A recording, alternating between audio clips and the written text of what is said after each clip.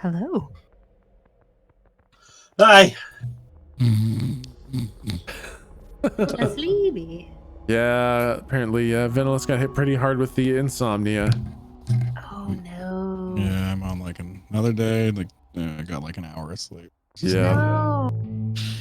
So if I'm quiet, just yell at me, wake me up. Sounds good. Well, I was going to wake you up with a super badass narrative intro today, but Google Drive ate it, and now it's gone forever. And I have run the gambit of things to try to fix it, and it is gone for fucking ever. Just make it up. You got it. I know everyone's saying make it up, but I can't Just make it improv up. I can't improv. You're good. You know what you're doing.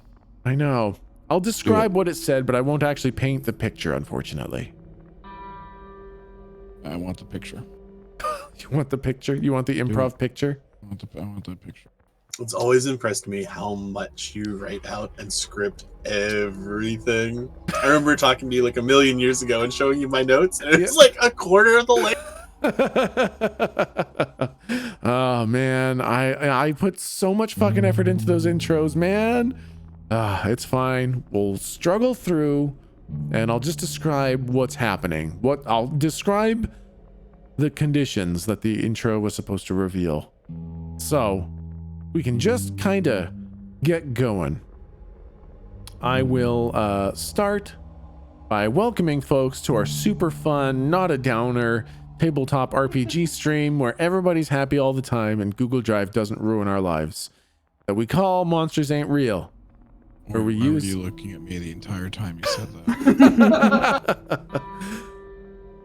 We use the Monster of the Week rule set, which we've bastardized and cannibalized and turned into something that we no longer recognize. To enjoy some good old-fashioned RPG fun set in a space cowboy universe. To anyone new, all the old episodes are up on YouTube, although that doesn't mean you can't hang out and enjoy this session, which you won't because there's no narrative intro and there's no fun to be had in the universe anymore. Oh Why boy. am I even here? You know what? You can leave. Hey, Galdrick, have a nap. Don't worry. This one's going straight in the dumpster. Hey, don't actually leave. What the fuck? Oh, my bad. I hit the wrong button. I meant to hit shut down. I hit restart. Fuck.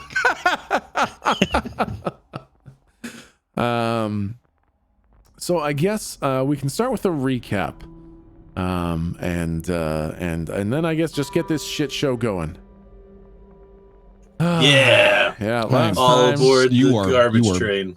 You are beefing me up. Let's do it, Daddy. This is the Braveheart speech director's cut. This is the Braveheart speech. Imagine me marching in front of you guys, recounting our tales of how we got to where we are. Just the guess I'll die. God. Last time you guys enacted your plan. You sent angelic building with a note pinned on him to Kerr. The note said, "No, don't shoot us." Yeah, we did that. Yeah, he said, "Don't shoot us," and then they didn't shoot you.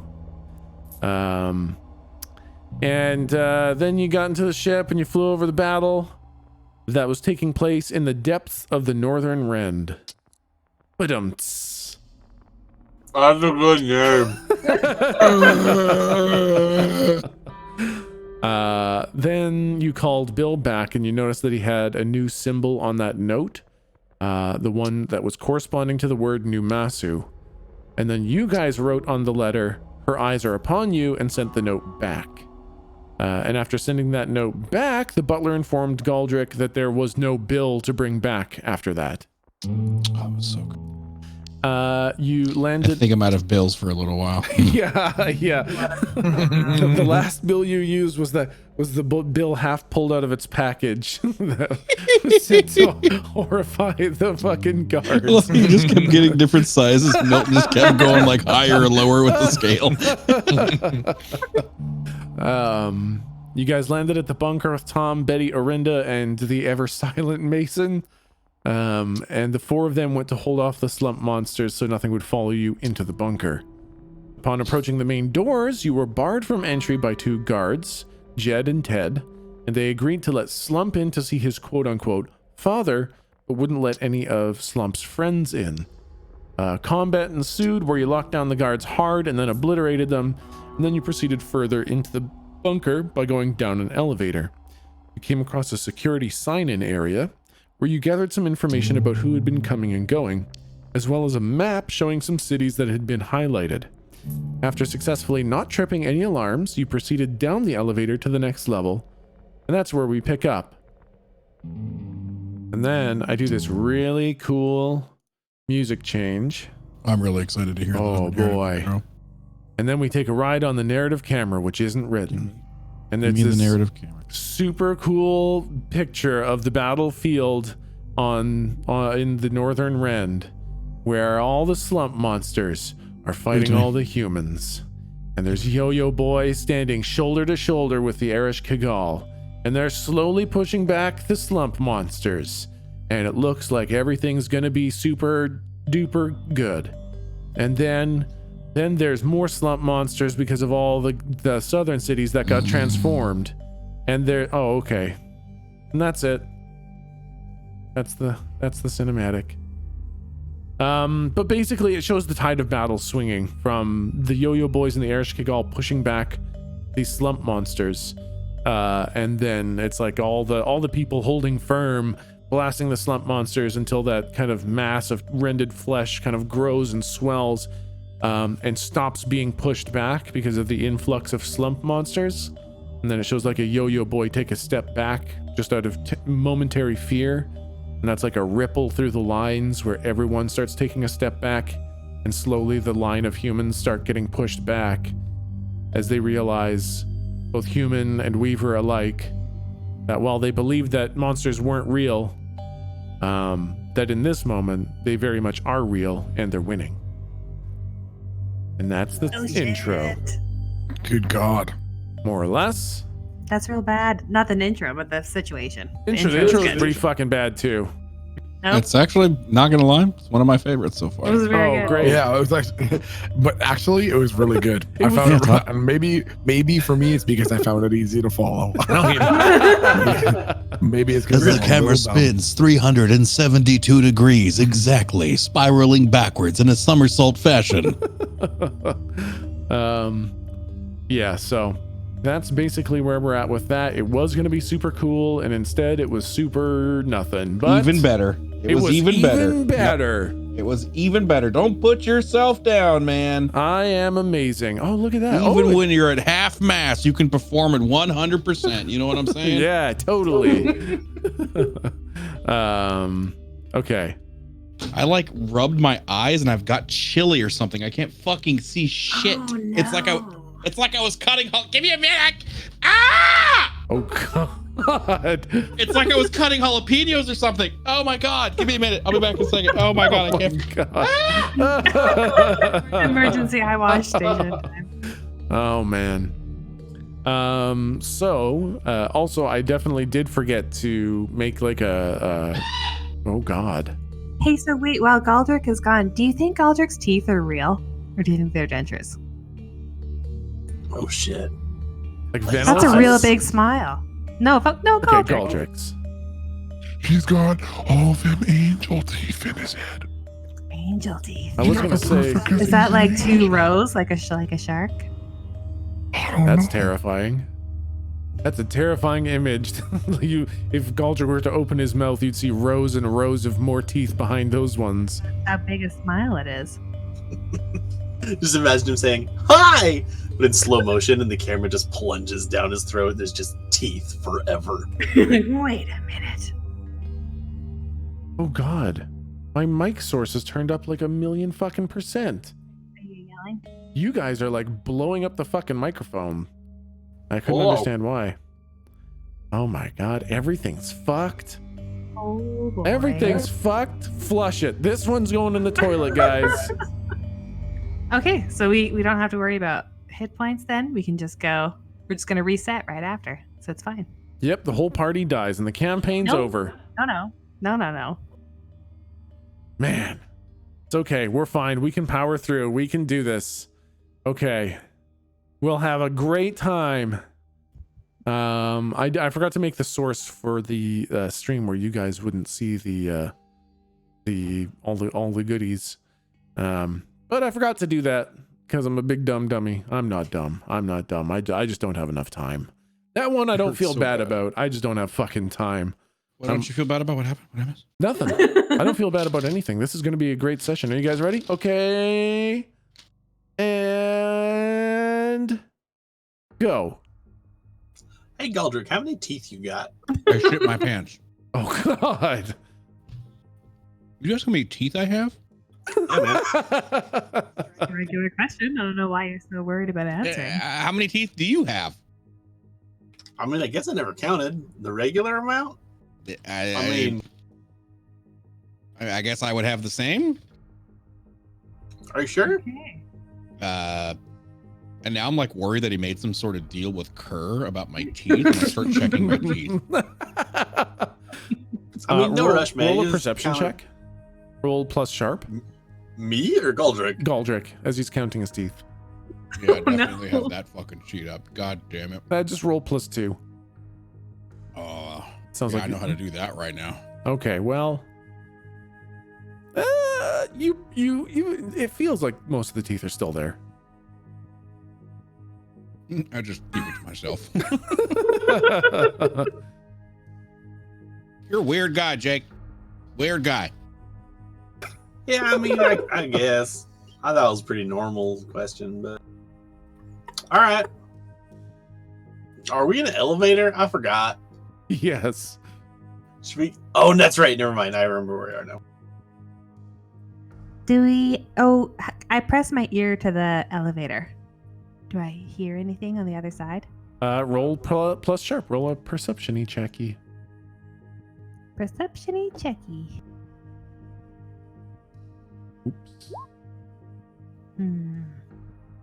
Don't worry. I'm totally paying attention and not fucking around with 14. your guys' voices. You're like, oh, 14. please. Got 14. I'm trying to help you out. Got 14. 14. 14. Sorry, thank you. 14 teeth? 14 teeth. It's the perfectly right number for angels. No, okay, so for a 14 perception check, you hear nothing on the other side. Galdrick had peeked his head through and seen that straight line, and Yeah. you hear nothing in there. Okay, and it didn't feel like hot or cold or any weird temperature. It felt When I put my weirdly normal. No, it didn't. It just felt. It felt just normal. I walk through. Well, I don't think there's a walk fight. through. Oh, he's got. There's no one there. I just walk right through. Okay, you just walk right through into the room. I just walk right through. Okay. Every You- single one of my characters never checks for traps ever. Feel free to fuck with me and punish me on that. I will never check for traps. I hate them. And I guess you just see the entire room all at once, because you walked into it, but you only see it for about half a second before you're vaporized. So this is what you see in the split second before the end of Galdrick. Okay. You see, oh, this is room 3. You see a locked door, very much looking like an elevator door. Opposite of you, on the other side of the room, there is an elevator door. In the middle of the room is a wooden table with a bunch of chairs around it, and there's some pieces of paper in the middle of the table. To your left is a kind of a desk with some drinks on it and some food. Just kind of looks like general. It looks like the kind of food you'd have in an office, like when like your boss brings in some food for the employees. Looks like that. Oh, Cindy brought donuts. Yeah, exactly. Damn it, Karen. There's a box of donuts from Cindy. Some of them are eaten. Some of them are kind of cut up with knives, and some of them just have like big bites in them. Like somebody just took a bite. Oh. I know. Damn it, Steve. Steve was in there just taking bites of the fucking donuts. That guy's gonna get fired. There's like a coffee maker on there. There's a mini bar in here, and that's basically what you see in this room. I want to From turn around. Yep. And I want to start like pounding on the doors, like the elevator doors. you. Oh no, he's being attacked. Oh no. Oh god, is there like a key card release, or does it automatically open? What happens? There's like an open door button. I push the open door button. The elevator drops. It doesn't. The door opens. And you're I just just want to looking at. keep wailing as if the door's still there and have my eyes closed and I'm not really paying attention. Oh, hey guys. They have free coffee. And I go to get some coffee. Oh, fuck yeah. All right. Are there buttons in the elevator that show how many floors there are? This one only goes between these 2 floors. Oh. Yep. Okay. Galdrick, you're pouring a cup of coffee? Yeah. Roll. Fuck.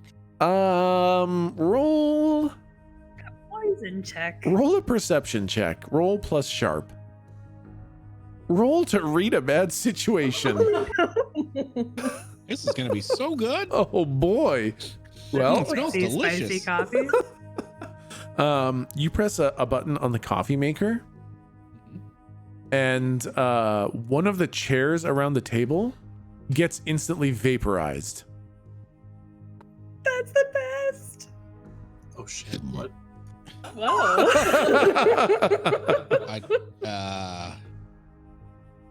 Galdrick's lunch Does- gets Does my vaporized. coffee start to pour though? Like It does not. I push the button. Do you push the same? Do you push the same button, or Well, do you I want push to it? push the same button, the same exact button. Like what the fuck? It just starts like in this like heat laser turns on and just starts incinerating a spot on the floor. Like it burns away all the wood tiling on the ground, and there's like heavy endurance steel underneath where the chair is that's meant to take that heat. Is there any sound associated with this happening? Yeah, big loud like fucking incinerating where that chair used to be. I want to Oh, like wow, Galdrick. is the laser visible? Absolutely, it's like a giant fucking red laser beam. Oh, that's a weird way to pour coffee. I want to like walk over to it, put my mug on the ground where like where it hits, and then I want to go back and hit the button again. Okay, I want to watch the ceiling. I want to try to like find the source of it and look around at what's up top. Oh, okay. Roll plus sharp. It won't be a hard DC. Yeah, you know what? I'll say that even fucking passes it because like he's hit it multiple times and you keep on seeing it. And I guess it kind of hurts your eyes, so you can't look directly at it. But it literally looks like the tiling on the roof. One of the tiles just kind of goes a little bit translucent, and a laser just kind of comes through the tile.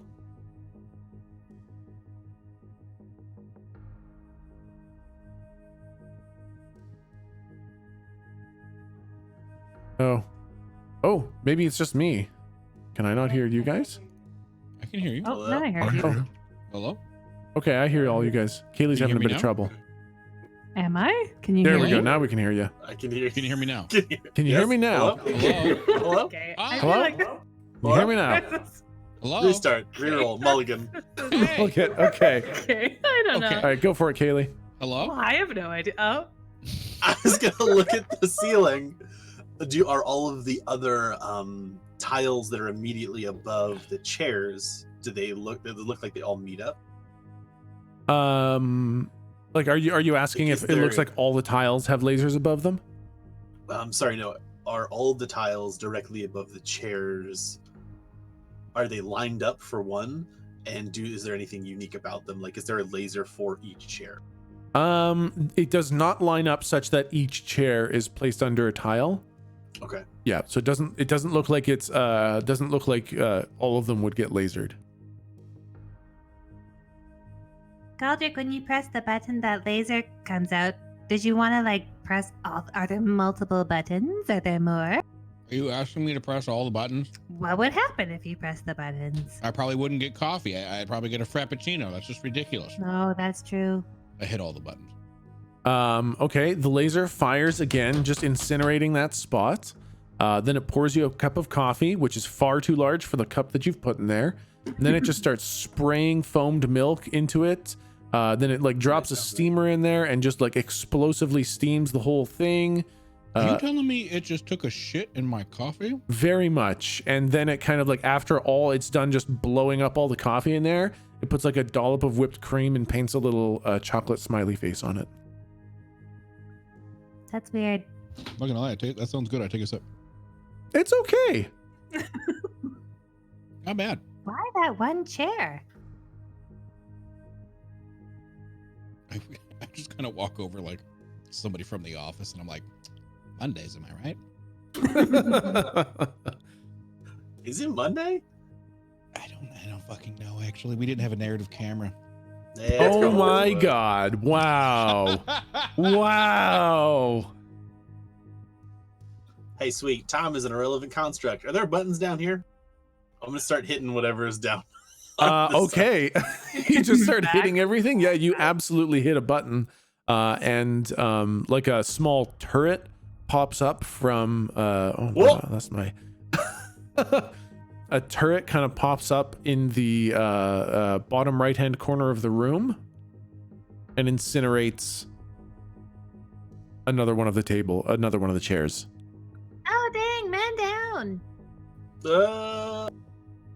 All right. I want to go. I want to go over to this thing and just like, while he's doing, like, the laser goes off, and it's like, well, that's fucking weird. I want to start walking towards that. Is this like a edge table thing, like a raised countertop, or can I like get under it? Yep, you can get under it. Yeah. I'm going to lay down. Well, how high did the turret come out of the floor? The turret came maybe a foot out of the floor. It was pretty low to the ground. Okay. Maybe not. I will stand up on top of the counter to protect my sweet, precious laser prone shins. All right, hit it. What? I mean, you're gonna push buttons, right? Oh, sure. I hit a button. Yeah, absolutely. Like a small whatchamacallit.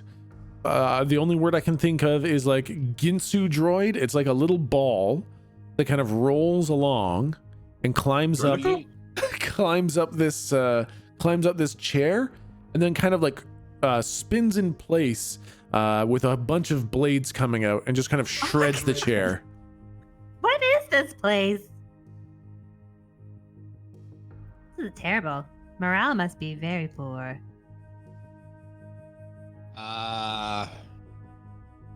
Okay. Well, I'm gonna go over here to what is this little button that's right here on the Oh yeah. Is that a thing? Yep. Or is that just a map object? Yep, nope, that is a thing. It's a button, and like a spear kind of comes down out of the ceiling and impales the seat opposite you. What the fuck is wrong with this place? I'm fucking leaving. I walk. Interoffice politics, I guess. Is there anything weird on this now that I'm over on the other side of the room? Or how about the papers on the desk? They seem to be kind of vague contracts and agreements. Some of them with some signatures on them, some of them without signatures. But yeah, they seem to be agreements of some sort. Can I like use I don't want to get too close to the table, so can I like use a scarf or something to rip it and pull the papers towards me, grappling scarf, and then like take pictures of the things with my hack jack so we don't have to take them with us, but we have a record of what they were? Yeah, sure. So roll plus, I guess, plus cool. It's pretty cool. Fair enough. Yeah. Holy Oh. shit. Yeah, absolutely. No, you got like this big heavy ass scarf that's like very shawl like. You kind of It's got some of those like sticky hands that you would get from those machines, and, Yeah. you know. So instead of tassels, it's sticky hands. it's got sticky hands instead of tassels. All right, that's a really weird look. I like it. I was gonna early use 90s chic. your early Yeah. 90s chic. I love that. It's like your own very own weird tentacle, which you slap onto the table and pull all the papers towards you. Some of the hands kind of get stuck to the table and not to the papers, so it kind of whips back and kind of scatters some of the papers around. And then yeah, you snap some pictures, and you got the pictures of the agreements and such. As I'm flipping through and snapping things, do any of the names of people or places kind of stand out to me at all? Yes. Oh, I bet I lost those names too, didn't I? Yes. Okay, just a sec. Man, I actually lost a lot of information on these notes. It's like Yeah, it's that like it deleted a sucks. whole version, but wouldn't let me get it back. It is. Luckily, I had those saved somewhere else too.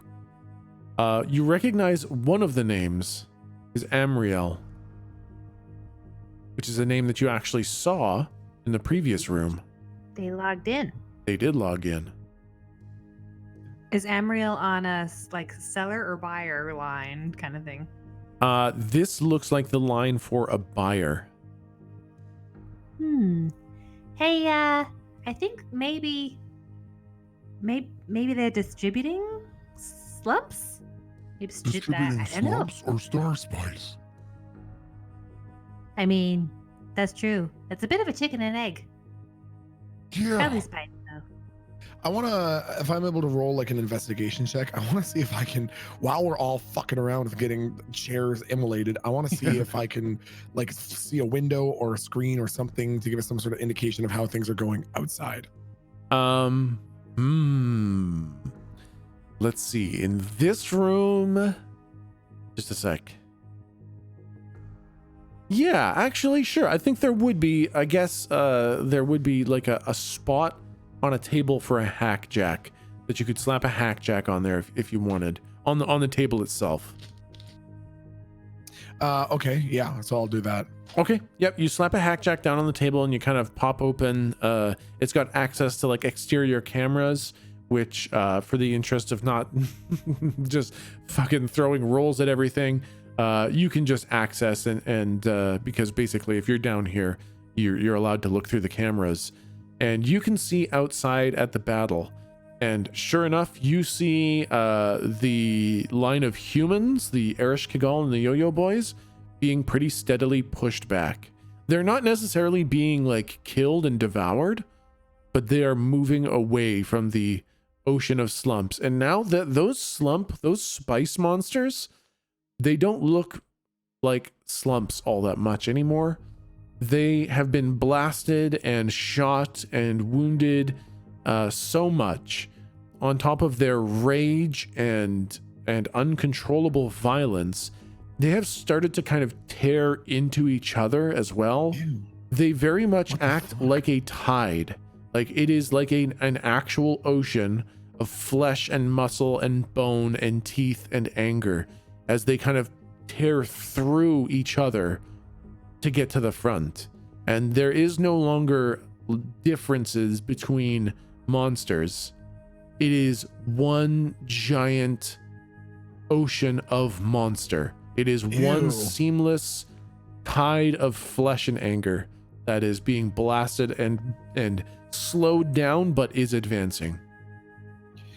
Okay, I want to like point to the screen and then point to the rest of the party and go, I think the Mees are eating the yo-yo dogs.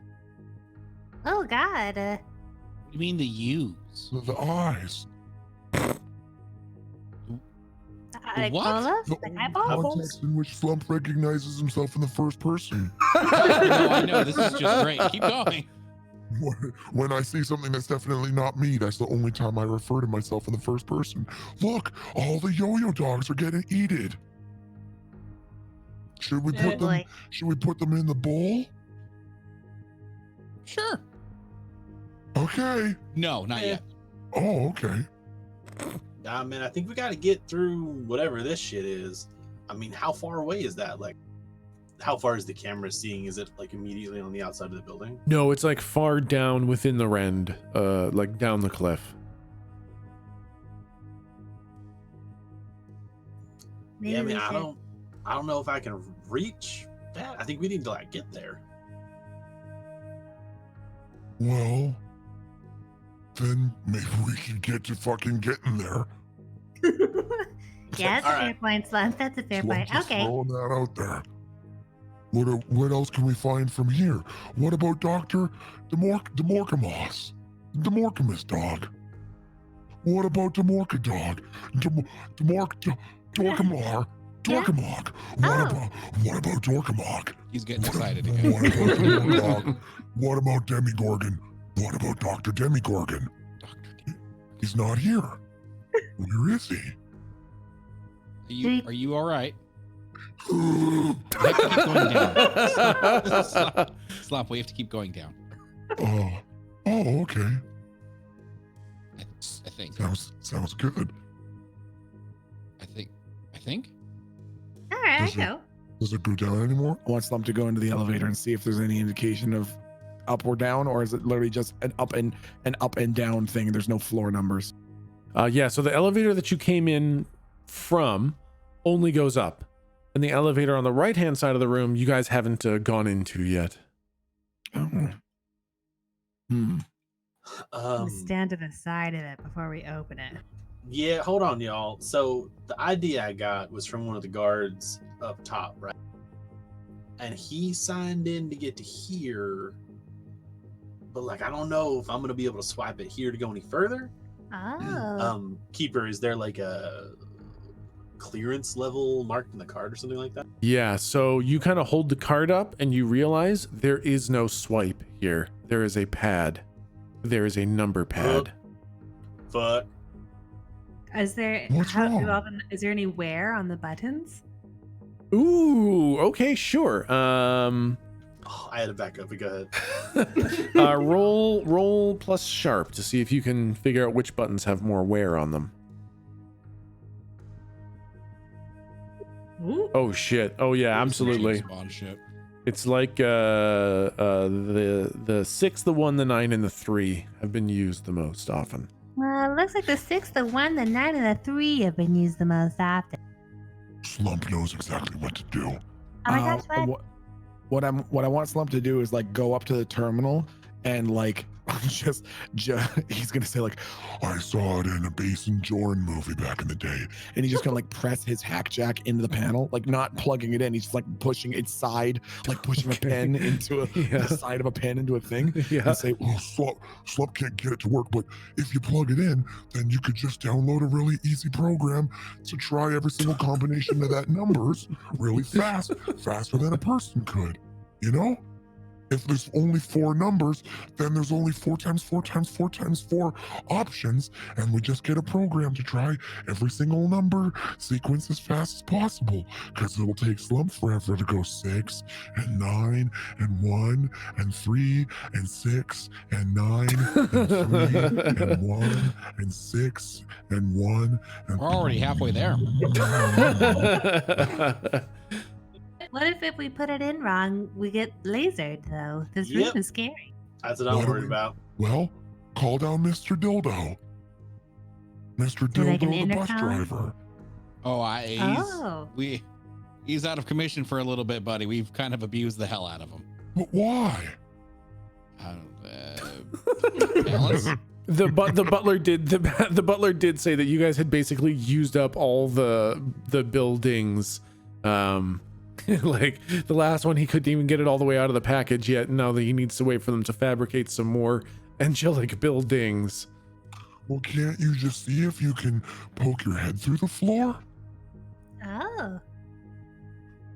Or Slump could investigate a mystery and maybe you could oops and see if you stumble into something we can fucking use. Yeah, get some game mechanic shit up in here. Yeah. Use some fucking I was- abilities and shit. Hell yeah. I You're would just like being to use ridiculous. magic, Okay. but I need to be informed. So what I want to do is look at a different time. So I want to watch the keypad at a past point in time. Mhm. So is there anything in here from what Lou was flipping through? Yeah. Or fuck, hold on. Hey Lou, was there anything in here that was like signed today? Oh, let me see. Flip, flip, flip. Swipe, And then swipe. I'll go through my stuff that I took pictures of from upstairs to see who, if any of the higher ups, if like Dorius, either of the Doriuses, or the person that signed this, the name that I already forgot, if they signed in also on the day that corresponds to the day that Lou. Yeah, absolutely. There is okay, so there is the signature from Amriel is relatively recent. It's about 3 days old. And and there is a sign in and a sign out for Amriel at that with that kind of correlates to that. Red. And then there is also Dorius, Tycon Dorius, who signed in earlier today and has not signed out. Is there a sign in time for when he came in? Yeah, absolutely. Yeah, it's like 11 a.m. or something like that. Sure. So I'll just sort of like eyeball brain guess how long it would take him to go from the sign in to walk down to go down the elevator, however long that ride was. Yep. And to like get a cup of coffee and walk across the room. All right. And then I'll just use that time in the past to try to use magic and see what he pushed. All right. How much time do you think he spent chatting with Jed and Ted, and how much time do you think he spent getting his coffee? The elevator time, sure, you know, but I mean, how much can you get? I want to hear your guess of how much time Dr. Tycon Dorius spent getting his coffee and talking to Jed and Ted and signing in. All right. I guess you guys can help me out with this because he didn't seem like a super chatty dude, because we only saw him trying to talk to Dr. Rhonda when he like was trying to tell her a thing, and when she shut him down or we got close, he just left immediately, right? He did seem a little nervous, yeah. So I want to say that he's like more on the awkward side, so I don't think he's super chatty. Why don't we So go it's down there probably- with some manga books, the fucking nerd. And then that fucking loser will talk to us. Oh my Oh, god. hey man, I Fucking didn't know. asshole. I didn't know you're into fine literature. What do you read? Slump's working his way through Two Squids, One Girl. Oh Oh my man, that's god. a good one. That's solid. No, I stick with it. love that one. Yeah. Slow start, Fuck. but man, that payoff. God. No, my favorite. What's the sequel? Sandpaper Octopus. Oh god damn. What the fuck? That's a good one. I, Oh my god. So I imagine that he rushed. He probably was just like, "Hi, good morning," and went down the elevator. Has he talked, or and then did you just assume that that was his voice? I just assumed that was his voice Fuck because he you, wears yeah. white fucking sneakers. Damn it! I think you've had Dr. Tycon Dorius fucking pinned down, like just since Fucking- minute fucking one. White Damn it! sneakers. Fuck yeah! You know, yeah, no, And you know, let's- you obviously you fucking know this guy. You know exactly when he was there. Just fucking roll to use magic. You fucking got this guy dialed in.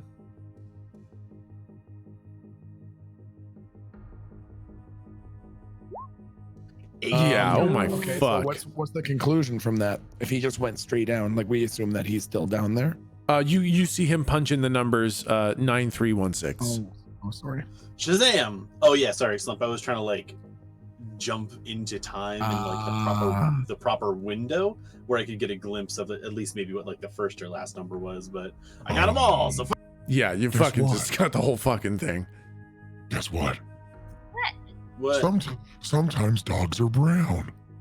Oh my god. That's I mean, Slump's contribution to this.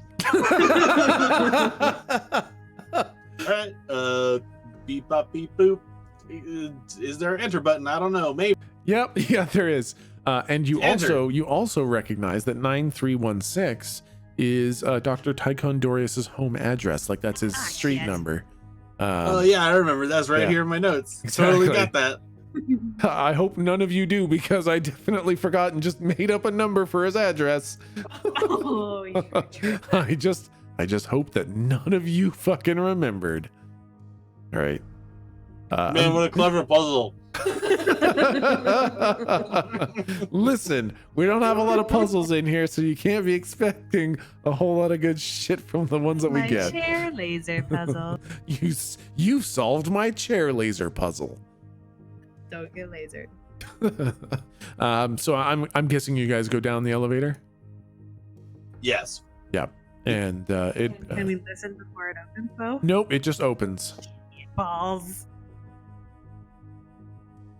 And you guys Yeah. see kind of a straight shot across the room. And then kind of to the left and right hand sides, you see kind of desks with computer faces. Or I guess holographic projections. Do we Wait. hear anything? Computer faces, like No, like holographic robot faces. no, just I meant like the faces of computer screens. It's just pop-ups showing information. Do we hear anything when I the want doors Slump to step 1 foot into the room itself to be able to see everything and go, Papa. Okay, you step into the room, and there's no one in this room either. It is completely empty, but there are a lot of desks and terminals, keyboards, holographic screens, giant servers. It's just, this room has got a lot of technology in it. Slump falls down to his knees and his bottom lip starts quivering and he's sort of pointing to something vaguely in the room and then looking back at Galdrick with big sad puppy eyes and then pointing to something vaguely in the room and then big sad puppy eyes. He's definitely pointing at something specifically, but he's just looking at Galdrick with big blubbery eyes. What's wrong? They turned Papa into a computer. You know he's not actually your dad, right? Maybe. Hey, oh no, wait, what? You know that was just a ruse to like get in the building. What? Really? Uh-oh. It's not actually your dad. What is wrong with you? This was your idea. We didn't put you up to this. You just started saying he was your dad. But Slump just thought maybe there's a chance. I mean, it's Galdrick. What? Technically, you know, if he made all the slumps, I guess Yeah. that would see? Yeah, what if he made all of us? Huh? Did you ever think about that? No, all you ever think about is your fucking self. Fucking God. Okay, It's all right there, big guy. We go get your I'm padre. sorry. No, you're right. This might be your biological father. That I've never met before and has never ever interacted with me physically or otherwise. Yeah, he very well might be your biological warfare father. Okay? Yeah. Okay, well, what are we gonna do if he's a computer? He's not a Oh pin my computer. god. Are you promise? I promise he's not a. If he turns out to be a computer, can we find a new dad? Yeah, if we can find. If it turns out to be a pincuter, I'll be your dad. This is getting weird. Yeah. No. God. Please don't call me dad. Shit. I need to get off this fucking planet. Okay, well, there's no one in here. I'm gonna investigate a mystery and see if I see anything. Yeah, fuck yes. And that is plus. Nope, I see shit. yeah. I see fucking nothing. You are convinced that that Empty room. computer is your dad. Why do you keep staring at that computer? Dad. He doesn't really understand what like keyboards are for, so he's pressing keys, but he presses like 3 at once with his index finger. The keyboard. Papa. That's Those error listen, if you're- noises. Oh my Doom. god! If your dad is a computer, that's not him. Is that you? Papa, where'd you go? Please leave a message after the tone. My Your message dad. has been deleted. What? Your dad Papa's was just such a deleted. jokester. He's such a jokester. It's a game we have. He's very good at it. I've never seen him in my life. It's not even good at camouflage. Anyone else feel like going and looking for him? Yeah. Investigating a goddamn mystery? I was I do love the idea of Slump like pressing these computer buttons, getting frustrated, and be like, anyone else feel like investigating a goddamn mystery? I just want to like stare at Slump and just be like, I already am. Aw, that's nice. Forgive Slump. Slump just thought maybe we could all fucking contribute. Slump, we're trying to save the world. You're trying to save your father, the computer over here. Okay. Relationship with this long lost happy. Oh my God. Jake, I see you over there by the desk. What is it? Those are 5 kind of fist-sized metallic cubes, which you know to I be. got cubes. You know, Sorry, no. you know them to be. They're data cubes. Everybody, shut up. They're data cubes. You can slap a hack jack on them and access the information inside. Slap. Ah, tricked you as a grenade. You all die. Fuck, I'm dead. Slump revives with the Ring of the Phoenix, and then he just kills himself again. It's another data cube. Okay.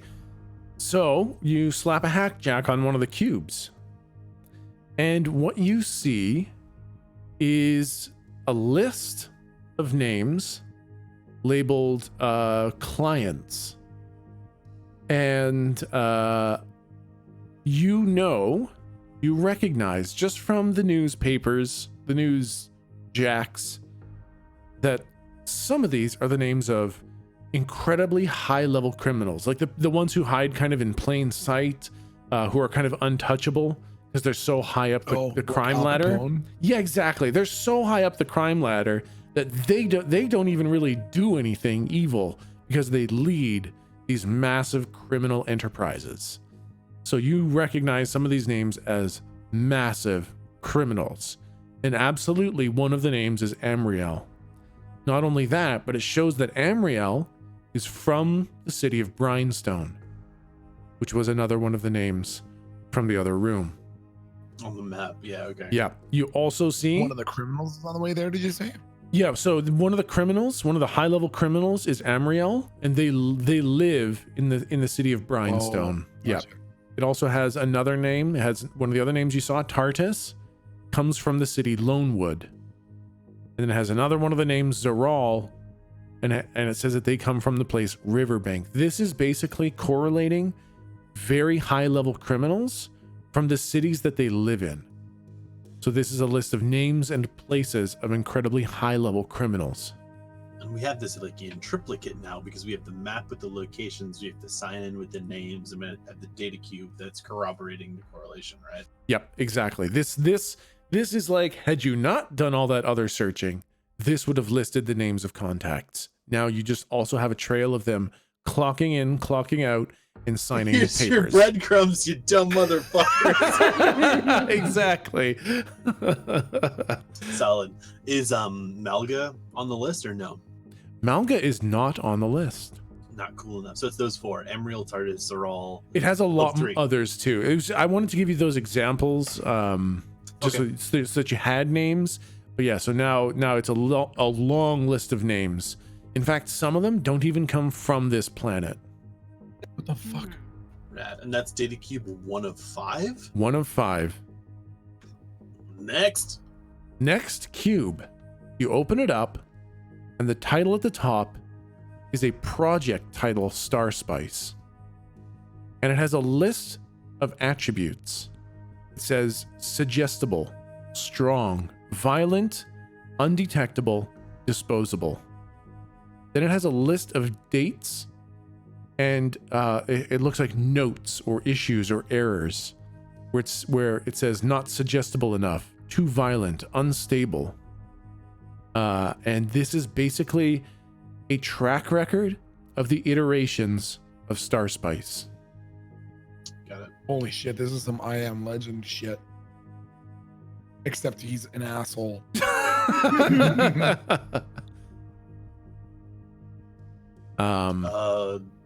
Third cube. Third I'm cube. through all the cubes. Yep. Third cube is a schematic for a nanomachine that is also titled Star Spice. And this is, as you look at the drawings and the schematics, these are tiny, tiny, tiny little nanomachines that absolutely, when put in a pile, look like spice. Roz. Neat. And it becomes obvious that Star Spice isn't organic. It's not a ground up root or vegetable or anything else. It is actually a manufactured small machine. And these machines are too small to actually do much other than emit small electrical and radioactive pulses. But it appears to be capable of receiving a signal to turn it on. Oh. Say that last part one more time. These little fucking nanomachines, nanobots. it's nanobots that all they can do is pulse with electrical and radioactive pulses, but they appear to be able to receive an activation signal. Oh. There's a list of radioactive and electrical pulse schematics. This incredibly complex set of data metrics and information stored in a few impossibly small and concise lines of code.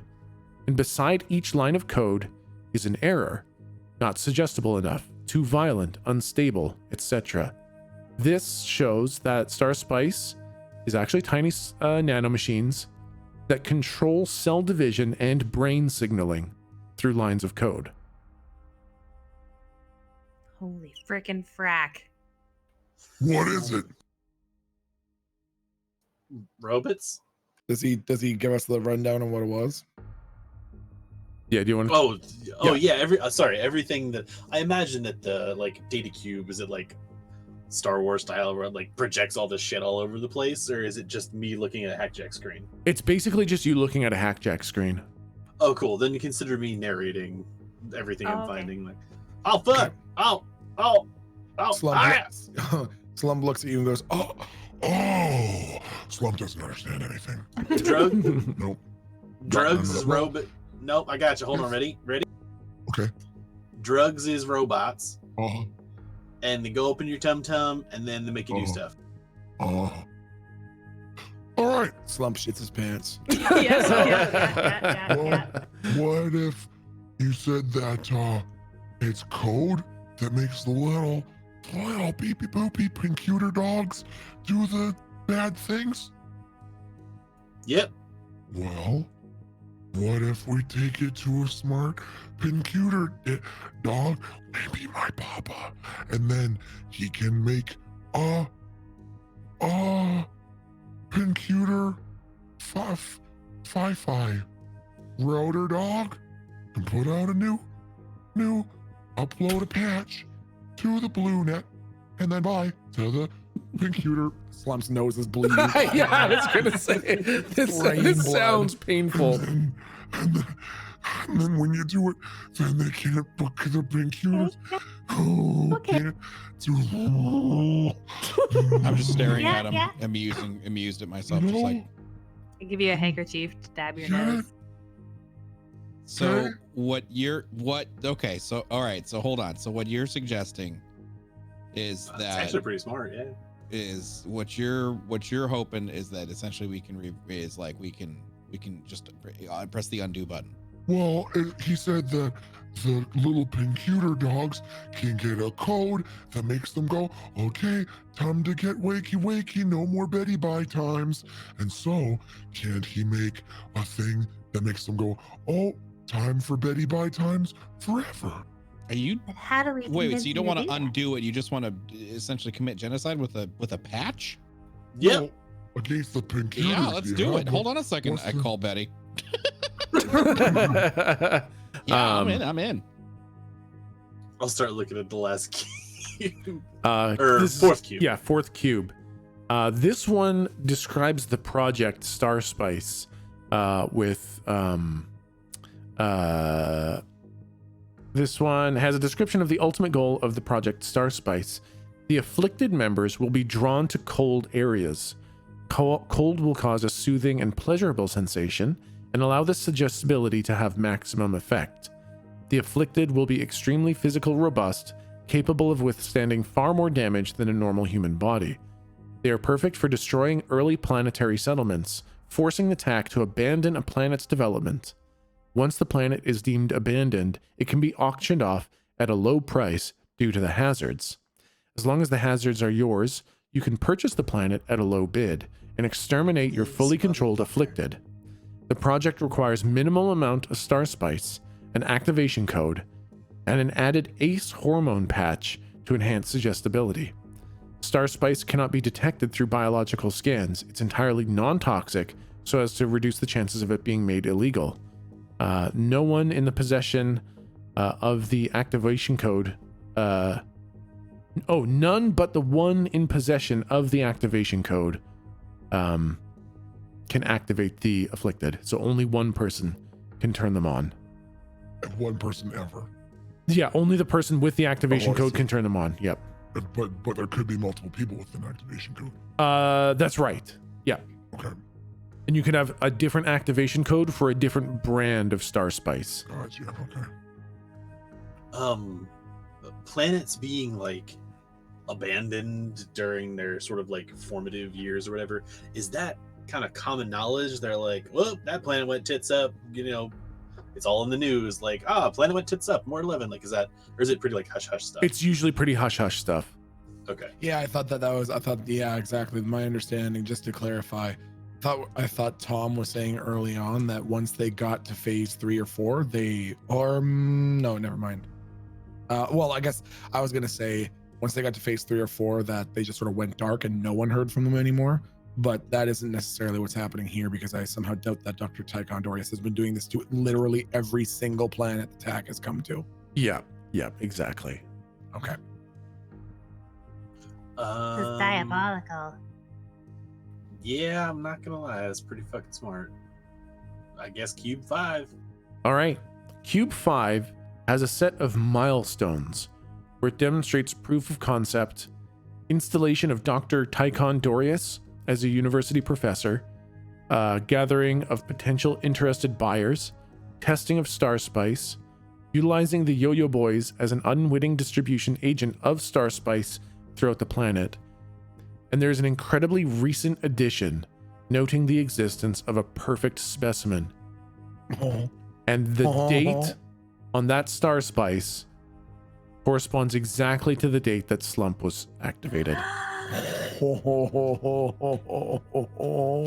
here's a question though: does Slump know his exact activation date? I don't think he does. Yeah, Does I think that's. I'll let you decide that. I could see the argument either way. I don't think I would tell the party that. Yeah, and that's fair. And I think even if you didn't, even if you did, I genuinely don't think Slump would know. My reason is because my understanding of sort of the way the lore went was Slump was initially fucking out of his mind, like looking to go to a cold place and eating people and shit like that. And it was Tom who took him and sort of trained him how to be a person. Yep. Yep. Exactly. So I think Slump, even if he knew that it was around that time, probably still wouldn't, in his limited cognitive function, still wouldn't attribute that specific date to anything in particular. Yep. I think that sounds exactly fair.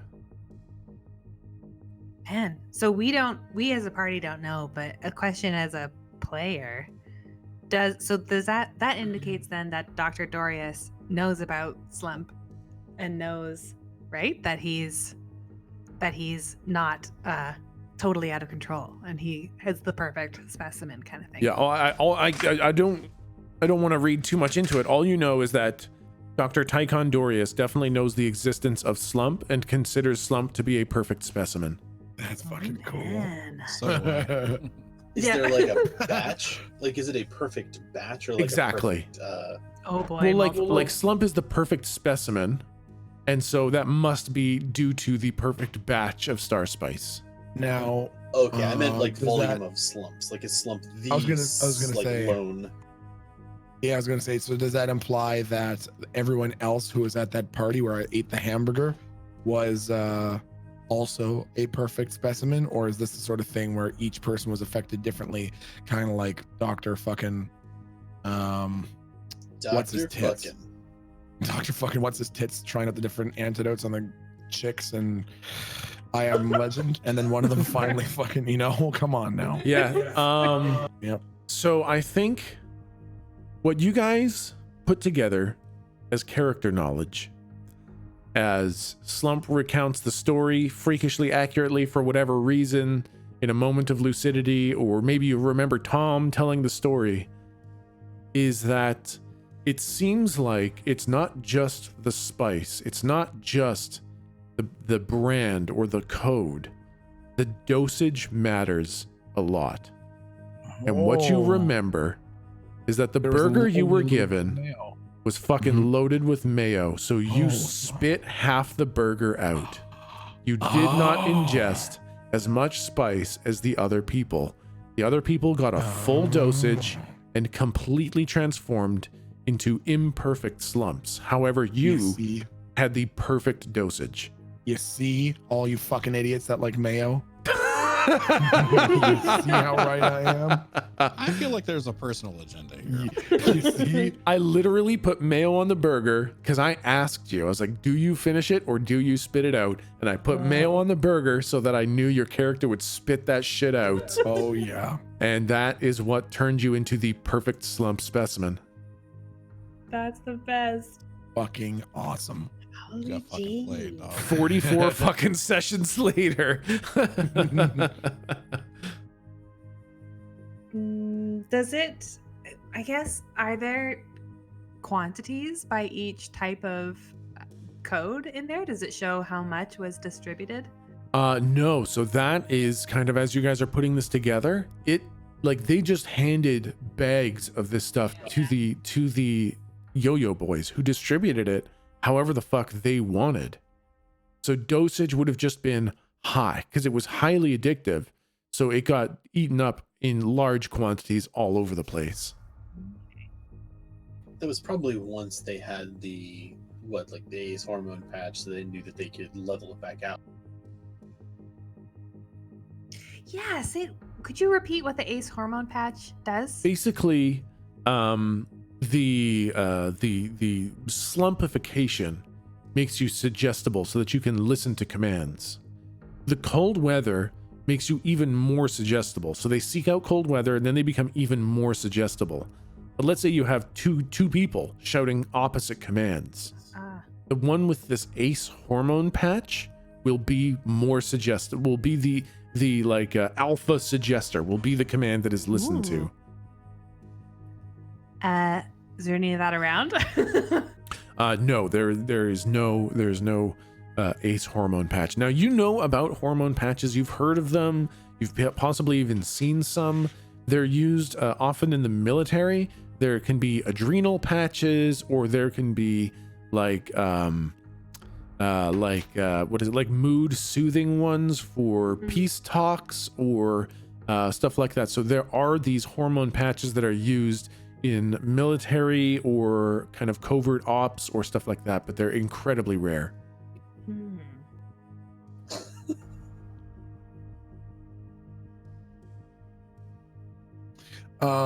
So is it safe to assume that we've never seen slumps literally like eating each other or ripping each other apart to get to their target? Is that probably because it's super cold outside? That seems more like a command. Honestly, like they were pretty docile in the cold. Like when you saw them running north, they were at a full sprint. When they got into the cold snow, it was a slow shuffle and they were actually less aggressive. But the ones that you saw just outside in the rend, they were completely fucking insane, tearing each other apart, absolute caution to the wind, no sense of self-preservation, murderous rampage. And that sounds like a command. Weird. Okay. So probably someone with this ACE hormone. Yeah, exactly. Now, is that, to be clear, would be a person, not a slump that has the ACE hormone, but a person? I mean, theoretically, it just has to be a thing wearing a patch issuing commands. Okay. Yeah. Sorry. I think I forgot what the actual physical form of the hormone was. Like, was it inside a person or was it like a trinket? Oh yeah, no, it's like a nicotine patch that you slap on your skin and your body heat kind of activates it. And you kind of absorb the hormones into your skin so that you are more persuasive. It's like it's like a sci-fi bard. Gotcha. Okay. Going through the stuff that. Hey Lou. Yeah. Was there anything about one of these patches or any of these like planet sails and that shit you took pictures of? Oh, hang on one sec. Was there anything? It does appear that one of the people, Amriel, Damn was that guy, person. Amriel was the most kind of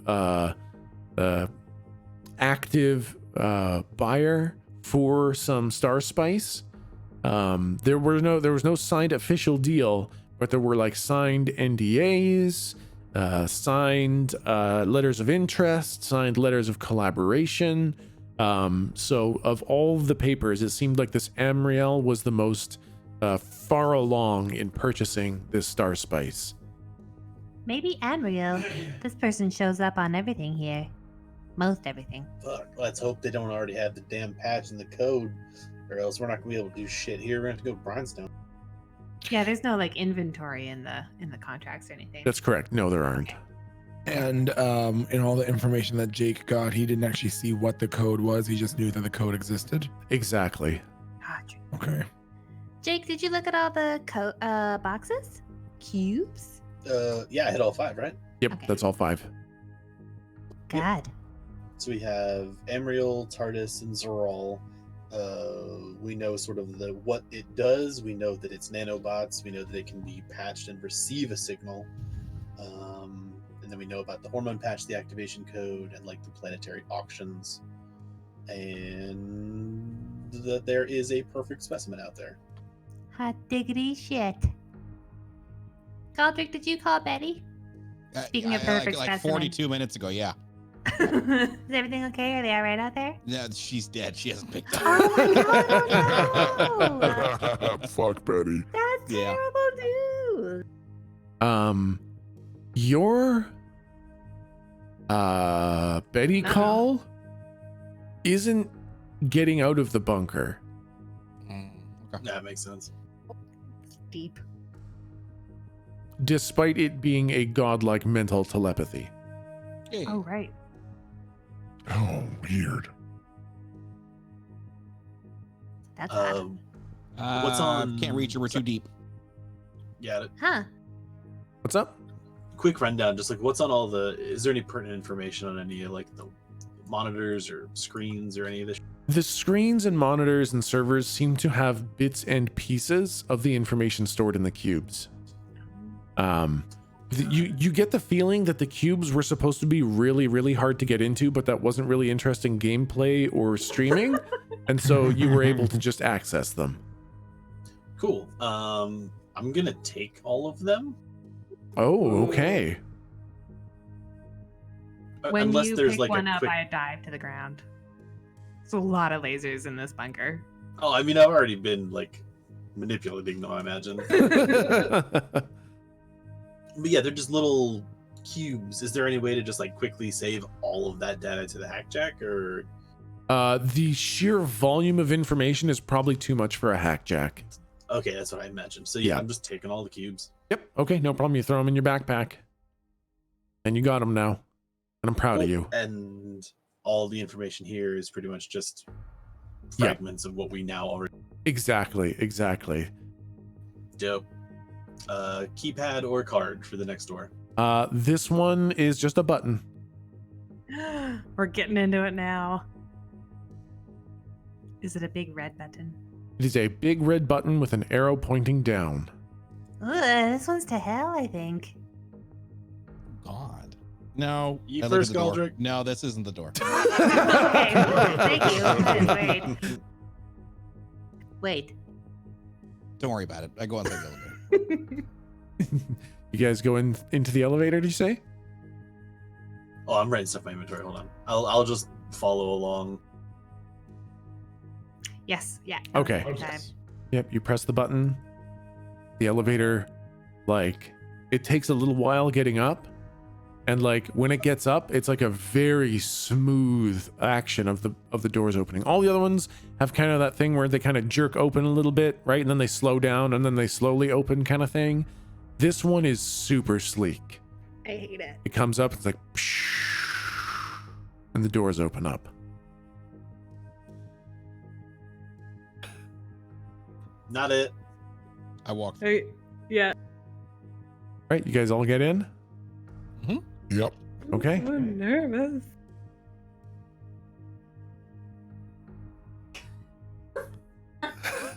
The weight limit goes off. They're invisible men in there. Yeah. Oh shit. And you guys get down. You guys better not be looking at my stream. Nope. No spoilers. shit. There's a lot of guys in here. They all have skulls and golden dragons around there. Little icon. And the door Oh God. the elevator smoothly lands at the next floor. And the doors slowly open up. As you look across the way to a spiral staircase leading down. Ooh. Well, this just seems redundant. Why don't we just go down another floor? It doesn't go down another floor. This is Dramatic. stupid. Whoever built this is an idiot. Wow. Wow. I will walk out. I'll walk out the elevator. Any sounds? Nope, it's just a big room, big empty room with a spiral staircase leading down. Hello? Blue says. I guess so. Well, this is a big old empty room with a clear exit at the end. If I was playing a video game when I was a kid, I'd say a boss is about to appear and I take one more step forward. Do we have any like apples that I could just eat a bunch of or something? I eat all the cheese wheels. I eat all the cheese wheels. Alexa, eat the cheese wheels. I'm gonna take like 2 granola bars because I have like 30 left in my bag and just whip them down the stair. Ooh. What did you whip down the staircase? 2 granola You bars. eat all the cheese wheels. Okay. I guess they go flying down the stairs. That's all. Yep, that's all that happens. Can I? I want to try to use my medic skill to try and just heal up to max before we go, or to heal up a little bit. Oh, I'm yeah, scared shit, I'll are hurt we myself. No, you guys are good. I just stood too close to a guy who had like a bunch of knives. So many knives. I don't know why I stood there. I technically can heal 1 harm with magic, but I've never done it, so I'm not going to. Nice. Okay, you want to use your medic skill? All right, roll Yeah. a d20 plus cool. It's cool. Yeah, it is cool. Which is 2. Oh my God. So I was gonna kill I was myself. very, very ready for you to accidentally stab yourself with a scalpel. But yeah, no, you absolutely have no problem. You get some band-aids out and some metagel. You spritz and bandage yourself, and you heal 2 harm. Spritz. 2. Okay, 2 harm. Yep. Thank you. All right. Let's go down this terribly not intimidating, totally normal staircase. I take another step. And you are 1 step closer to the staircase. No. Slump barges through everyone goes, The last one there is a fucking idiot. I don't want him to Oh. I want him to like thump up to the top of the stairs, like grab onto the railings on the other side, and then turn around and look at everybody else, like who else is chasing him. Like Oh, everyone from cute. the party's trying to race him there. I'm walking like the Pink Panther randomly around the room now. Oh my God. Oh my Solid. God. Oh, wait, how do you do that? Is that control? Right click. Hold left click, right click. That didn't work. Nope, doesn't work. I don't know what When you- version of when you- Roll20 when you- you're using. Yes, he got it. He got it. Oh. Yeah, Okay. When you hold left click, you can right click as you're holding left click to like set where your destinations want to be. No. Like, is it showing me flip around like crazy? Yep. It shows- Okay. Yeah. It just goes boop, boop, boop, boop, boop, boop, boop, boop. Okay. It's very good. Would you guys like to go down the stairs? Yeah. Okay. You guys make your way down the stairs. Oops. You're all dead. Ah, dang. I knew it. And I'm gonna stop making that joke so that when you guys actually die, you believe you actually believe me. Oh shit, there's people. And there It's are people Santa. down here. Is that Hutch? It's not Hutch. Oh my Oh, freaking I thought that's goodness. what it At this point, you better bring in Hutch like as a good guy, or I'm just gonna be pissed. We saw him on the thing. Okay. Yeah, there was a cinematic where he hopped into the escape pod. We didn't know for sure it was him, did we? Well, if you couldn't put together, You just gave it away. Wow, spoilers, man. well, I guess sorry.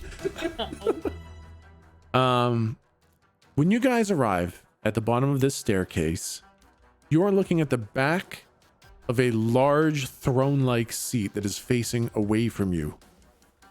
It is facing to the opposite wall, where there is like a large Star Wars style kind of sliding blast door, open, looking through ice. And through the ice, you can see the Battle of the Northern Rend. You can't see anyone sitting in the chair, although you can see it on the map. But you can't see anyone sitting in the chair, but you do see someone just to the side of it. Kind of nerdy, hunched over, white sneakers looking dude with a fur coat on. And through the ice, you can see that mass of slump monsters pushing the line backwards. And they do not seem to have noticed you, even though you made a whole bunch of noise and threw granola bars down here. They're very intensely watching the battle. The one person is. The other, you don't see the other one. What would you guys like to do? I make eye contact with the rest of the party, and I make talking sounds with my hand. I mean, not sounds, like a motion, like it's a duck. Talk, and I point to the person, and I go, huh? Question mark?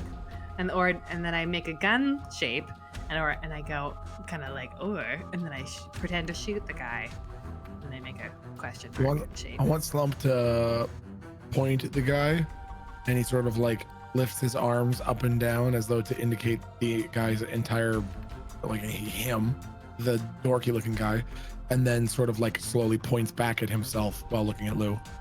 You want to? It's a fly. You want to fly? What? Oh, what you flap? Slump is asking if that's Popeye, idiot. What the fuck are you talking about? Are there like verbal components to some of my weaving? Or can I do it quietly? To some spells, yes, there would be. Can I make like a shitty copy of a slump? Oh. Ooh. Yes, you can. It's going to be a pretty high DC, but you can definitely try. Can I help? Yeah, sure. Why not? Yeah, you can. So roll at advantage. Okay, so I want to go most of the way back up the stairs, Yep. just so I have line of sight, and then I want to try and summon it sort of like over here-ish, like in his periphery. So it's like there was a slump there, and he would just sort of notice it when it starts to move. All right. Roll plus tough. Oh no. I don't know what that is. Do we just want to -1. I wanted to see if they were armed, and I thought if I put something there and they immediately drew weapons on it or like blasted it, that we might have a better. I don't know. It's up to you guys. I cannot do this because my tough is -1, and I don't know if I get super wizard to this. You do not. Yep, I don't know. Okay, so I'm willing. I mean, you're gonna have to kind of make that roll anyways, because you kind of said you were gonna do it. Okay.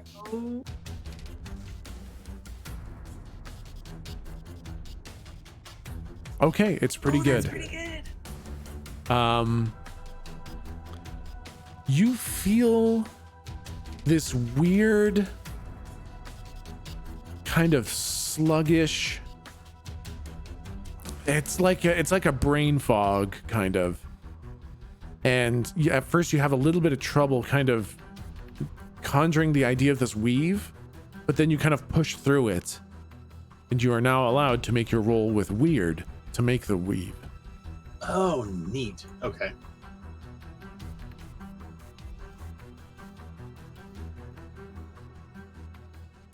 Motherfucker. And it's pretty fucking bad with the natural one. Well, because what I was Oh gonna shit, help. it's at advantage. Yeah, okay, you get to roll again. Oh, thank God. Oh, thank you. Oh I man. like frantically gesture as you're starting to weave it. Let it go. Yeah, you see him like weaving a fucking like flesh bomb, and you see that this thing, like, he's just about to tie off the weave, and you can see that it's gonna fucking detonate. It's not a slump monster that he's weaving, it's a fucking flesh bomb. And so you immediately kind of just shush him, and you kind of push his hands away from tying off the weave, and you kind of show him where he made the mistake. You let him kind of fix the weave, iron out the knot, weave it the way it's supposed to be. And sure enough, I guess I gotta draw a slump in pretty pink. A big slump guy pops up kind of beside the chair. My And version is so broken with it being pink like that.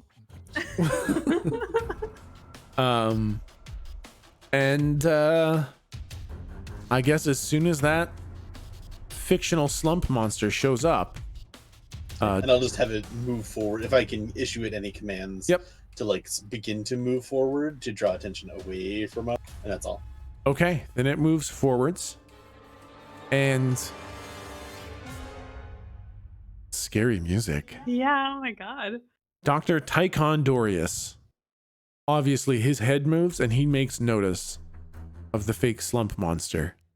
And then you see another figure stand up and move away from the chair, looking at the slump monster.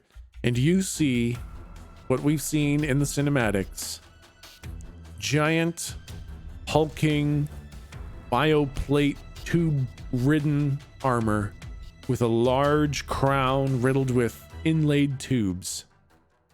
The kind of slump Lich King stand up and look at Slump. And Look at the fake slump.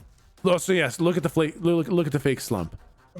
Where the fuck did I miss intros where there was a slump I was Lich gonna King? say, yeah, what I the don't fuck? I don't think I've heard anything about a slump Yep. Lich King. Really? Yeah, What? he was at the top of the ice thing. Yeah, there was a whole thing. Oh, looking out, and he had the long hair. Yeah, I even played the Invincible soundtrack while it was. I don't remember that. Yeah, I played the Invincible soundtrack as he did the opposite of what Arthas did.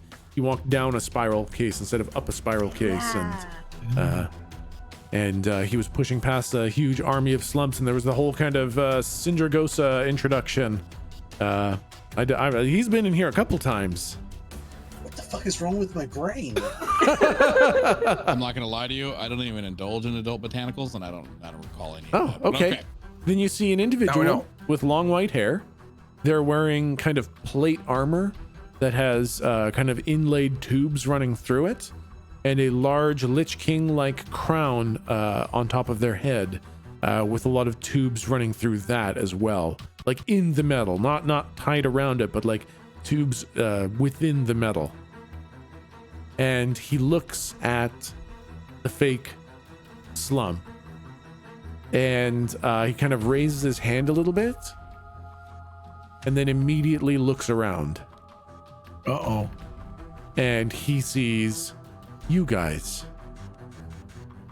The only flaw in my plan, people can turn their heads. I want Slump to look at him and go, Papa.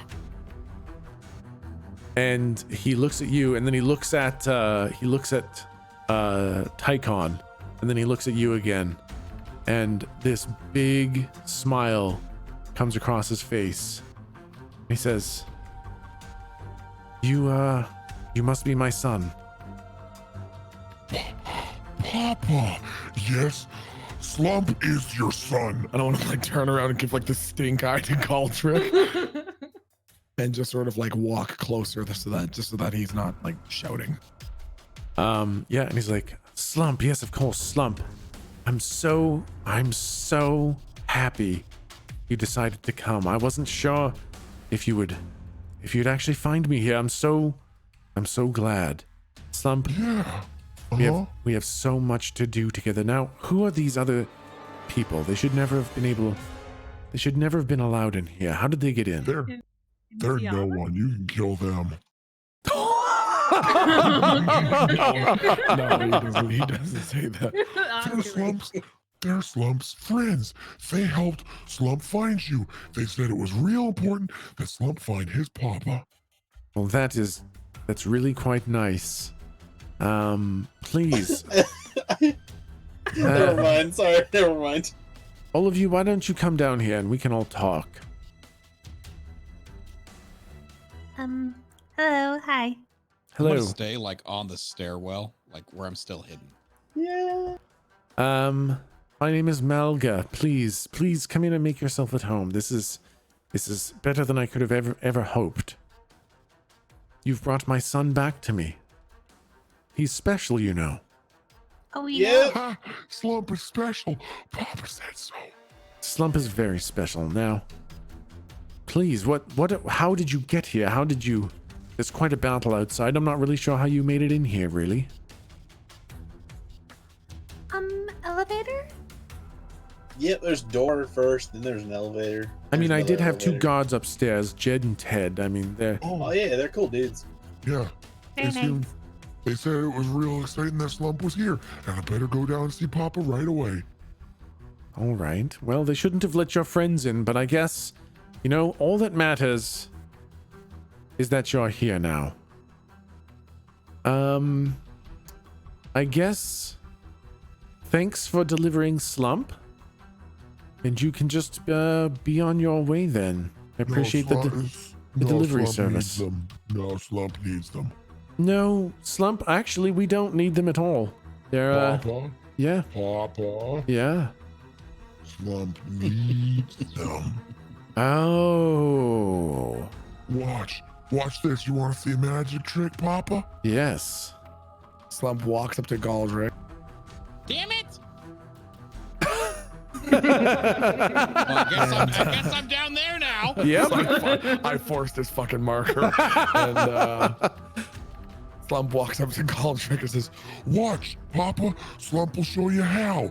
and I want him to, with his huge meaty hands, grab Galdrick by the head and shake his head side to side a bit, kind of like you'd imagine someone showing off their kid or something like that, and shakes his head and goes, Bring, bring. Hello, Mr. Jorp.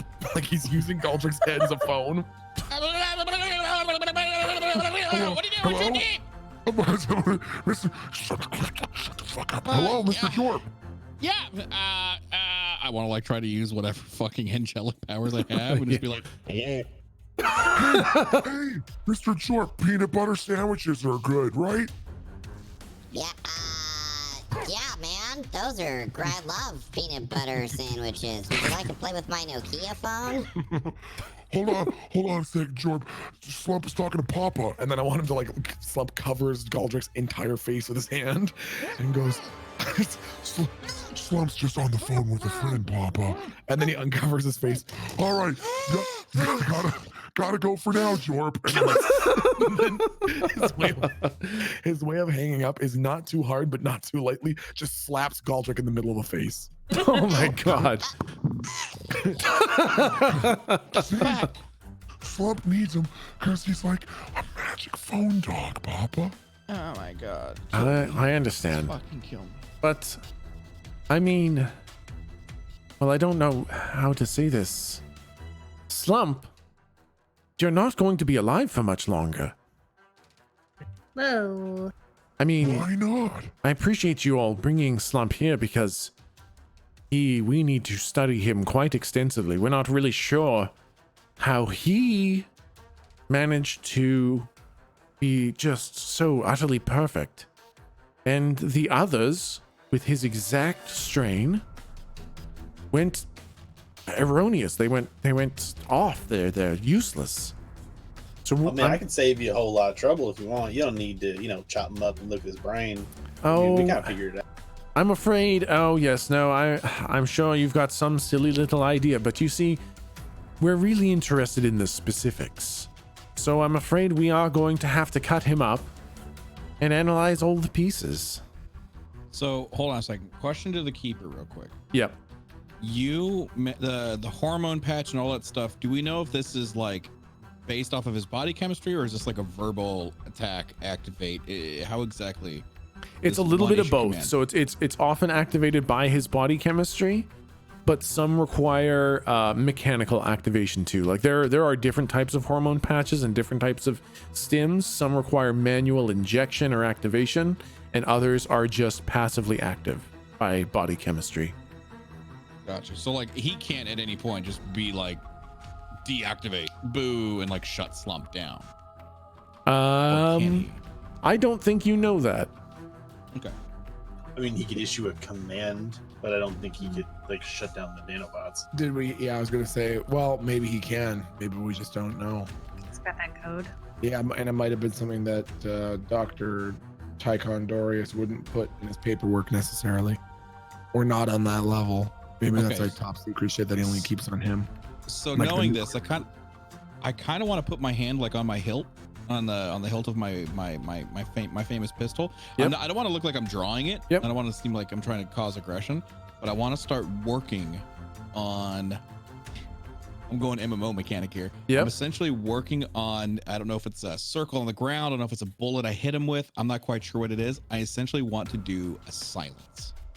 A silence. Okay. I want to keep this fucker from talking Okay. after once we engage. Roll plus tough. Ooh, fuck. Okay. Oh all yeah, right, that's sort of okay. magic barrier. While he's working on that, I want to like ready in action Come on, man. with my slump. Galdrick, your body kind of stiffens up. It's not that the magic isn't working, it's that your muscles aren't listening to you right now. They aren't working like they should be working. And it becomes obvious. Like your muscles, not only are you not really able to control them, but you start kind of twitching a little bit. Huh. And you see Melgah look over at you and kind of just mentally note you're kind of twitching a little bit. Everyone sees him, like he makes no way to hide it. He just obviously looks over at Galdrick, and you all see him just kind of take a mental note of Galdrick's twitching. Now, I think Jake was gonna do something, but I'd like to do something after Jake. Okay, Jake, yeah, go ahead. Oh yeah, I want to sort of like, can I issue? Because it's my like woven slump. Is it Yeah. like brain linked, or do I need to give it verbal commands? It's kind of brain linked. Okay. I don't know if it is physically like analog. Like, is it almost as strong as actual slump, or does it just look like him? I would imagine it mostly. Well, I mean, you're pretty fucking strong. It's very strong. Okay.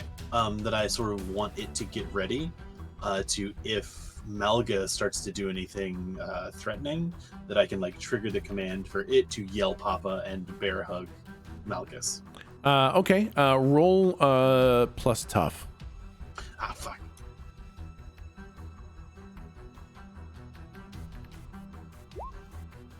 And kind of like Galdrick, all your muscles just kind of stop listening to you. And the slump that you created actually kind of unweaves.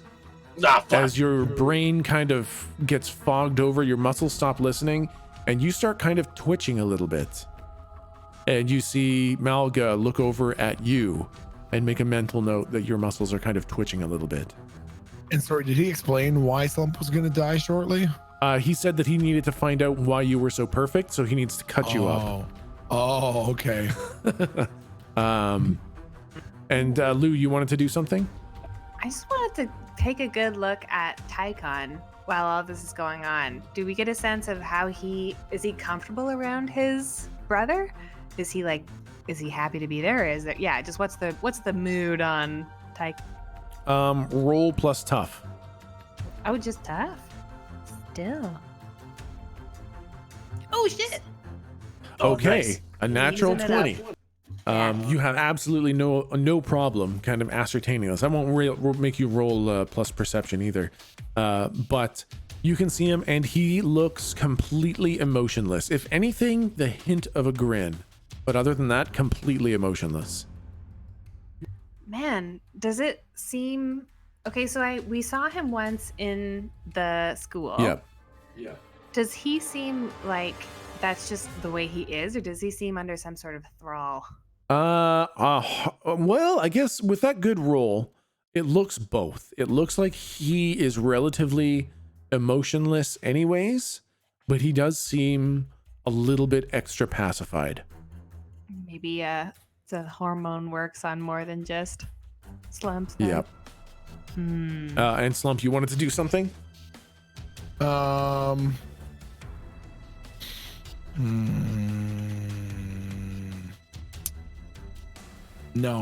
not for now. Slump is still just sort of processing. Slump is kind of overwhelmed by the notion that he's just found out who he has mistakenly tricked himself into thinking is his biological dad. Yeah. And now that he also wants to cut him into pieces to study him. Yep. So Slump is just sort of like staring at him in disbelief. Yep. It's fair. It's a lot to process. And Melgah kind of a smile starts to creep across his face, and he says, "All right, that's quite excellent. Thank you very much for all that you've done. Now, if you'll please just leave me alone with my son, I would appreciate that." And Papa. All right. Well, have a good one. yeah, I Galdrick do and wanna do Jake something. leave. Oh, fuck. Yep. Again. Hold on. Yep. I want to use Dominate Mind. Ooh. On Melgah? No, on Galdrick. Oh. Okay. Sure. Yeah. Okay. Give me 1 second. Yep. Can I assist? Can It definitely worked. I Yeah. don't think it Okay. yeah. Yeah. So he I gets. feel it and I go, please don't make me shit myself. Do I get 2 commands with that? Yeah. Absolutely. Okay. Then I want for the second command for him to tell Jake to turn around and come back. He doesn't have to listen to it, but I want Galdrick to say it. Yeah. Okay. Jake. Well, actually, you can't really say it either. The command absolutely takes, and you want to say it. Your brain is telling your mouth to say those words, and it's not coming out, Nightmare. and you're just busy leaving. Melgah is our sleep paralysis demon. Yes. Yeah. no Oh my shit. god. Oh, Ooh, I hate this. I'm sorry, lady with all I'm the a divine. scarves. I'm immune to charm. Okay. Just kidding. I'm not. I just wish. Okay.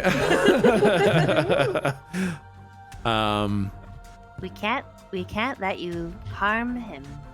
I'm afraid you can't stop me from harming him either. So really, I think that your best bet right now is to just leave. Slump, would you better to be work with him, Paul? Slump, would you be so kind as to escort your many scarved friend out?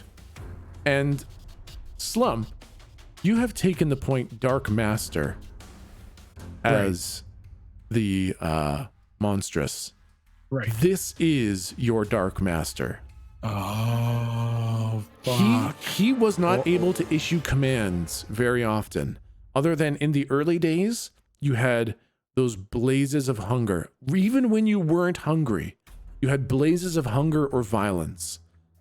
Those were commands issued to your brand of Star Spice. After your brand was deemed a failure, those urges stopped because he didn't know you existed. Now he knows you exist, and your Dark Master is issuing commands again. Okay. So I'm gonna turn around and grab Lou and just start walking out. Yeah, you grab Lou and you just kind of toss her up the stairs a little bit. Okay, Papa. Slump will take her upstairs. Now, please don't make this too difficult on yourselves. Please just leave the building. Just pretend like you never met Slump, or remember him fondly, or whatever makes you feel better. But I'm afraid Mr. Slump here will not be joining you again very soon. And once you guys get about halfway up the stairs, that kind of mind control kind of fades off. You guys don't have to go all the way out.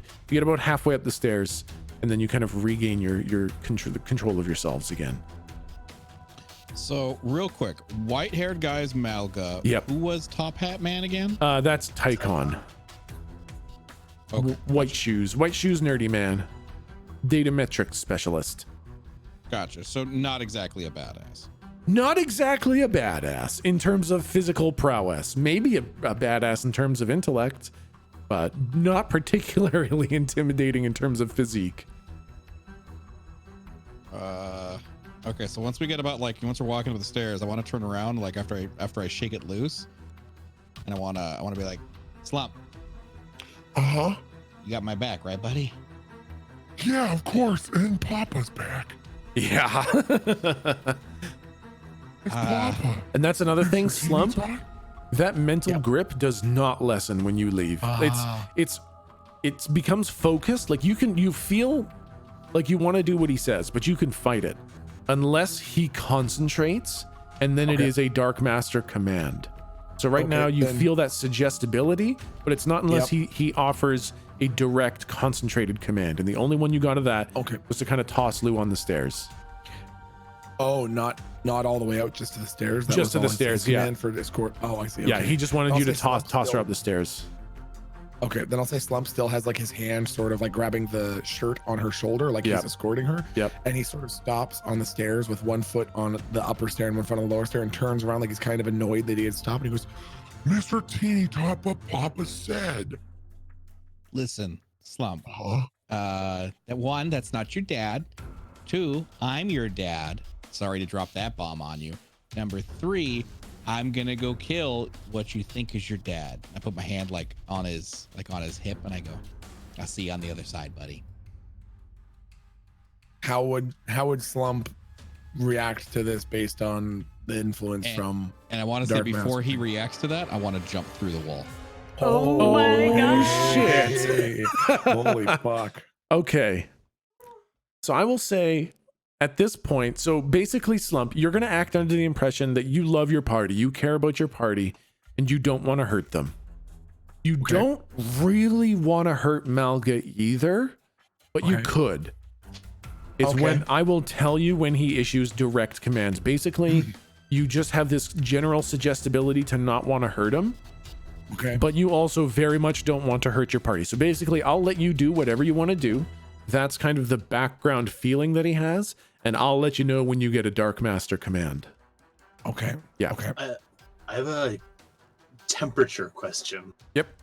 So when the slumps moved north, well, to colder areas, they were more like prone to the suggestion from the nanobots, right? That's right.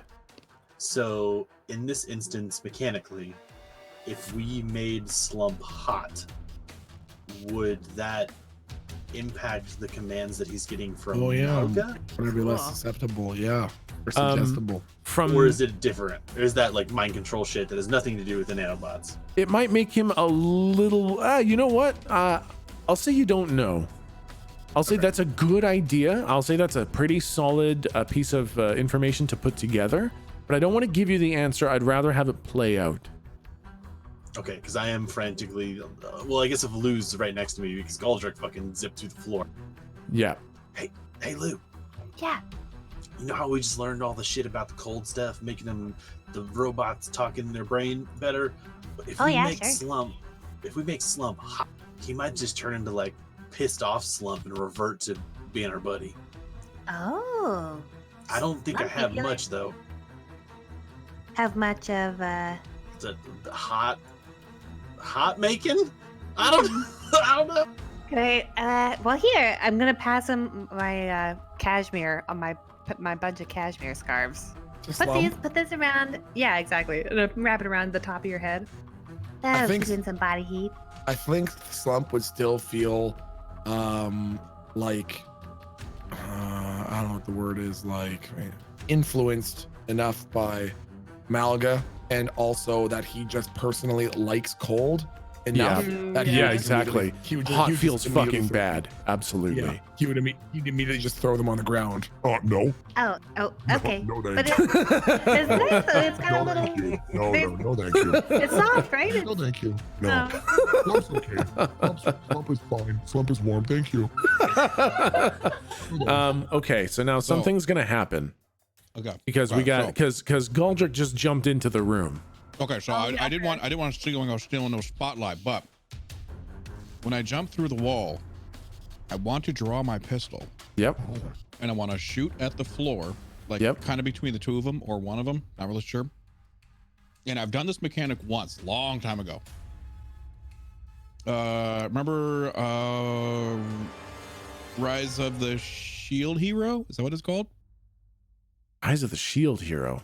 It's an Maybe. anime. Anyways, I think it's called Rise of the Shield Hero. Anyways, essentially, you want to shoot the floor, and I want to create, if you will, a dome, a ball. I want to create an Iron Maiden around them. That Okay. closes. I want to essentially close off as many of their senses as I can while still inflicting damage. TLDR, I'm not trying to one-shot them. I'm trying to break their concentration to free Slump. Okay. I'm trying to deprive smell, hearing, sight, I'm trying to do that, as well as like also maybe go out a little bit. You know what I mean? Yep.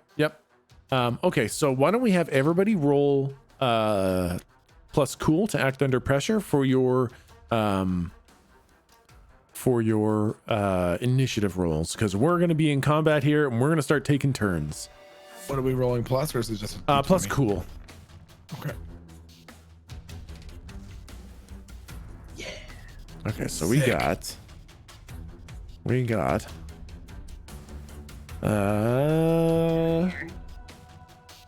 Melgah, and we got Galdrick, we got Lou. I kind Or of wait, no, Lou goes Tycon first. Is doing the brain shit. Melgah, Lou, Galdrick, Jake, Slump, and then Tycon is 12, goes right after Lou. All right. So, Galdrick, you will get to do your thing, but you will first need to roll plus tough.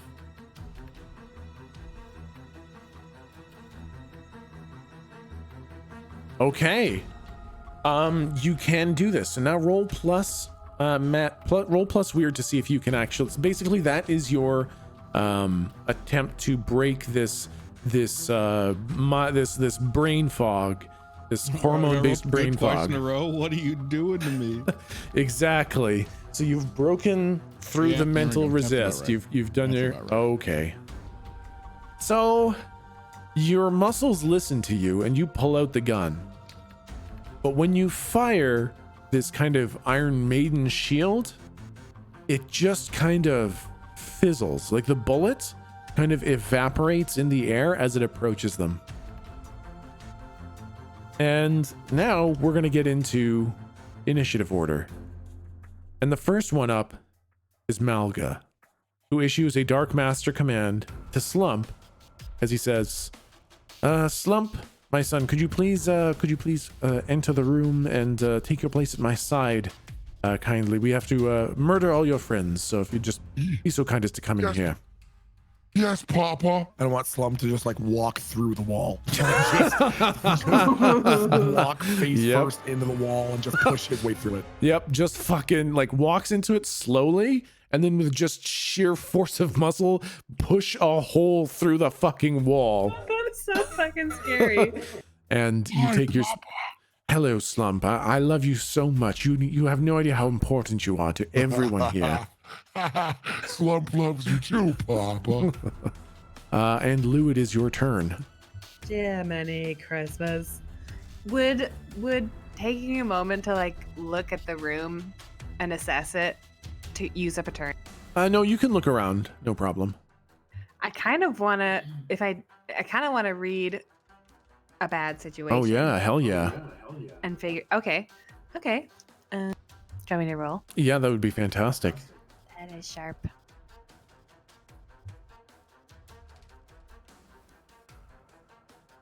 Oh my Damn it, I should god. have just shot him with something. Fucking natural 20. Can we trade dice? Yeah. Oh my god. Okay, so what did you want to do with your read a bad situation? Any specific questions? Well, I want to see what's vulnerable. Okay, so the vulnerable thing looks like Tycon. He looks the least capable of handling himself in combat. Yeah, that's fair. I You guess can get another yeah, question okay. too. What's the best way to protect everybody?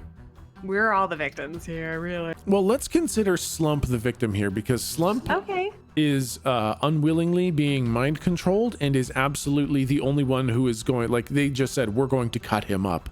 So Yeah, that's a good point. super Yep. duper the victim. And the way to protect Slump would be to you assume at this point that Melgah must have one of those ACE hormone patches going. To deactivate the ACE patch would do a lot. To kill Melgah would prevent him from issuing commands. Or I guess getting your own activation code and your own ACE patch would also help you. Those are basically your options for helping Slump. I'm sorry, looking at Sorry. Jigs. Okay, now what else would you like to do, Lou? That was kind of just your look around. Knowing that, how good is my knowledge of like biochemistry?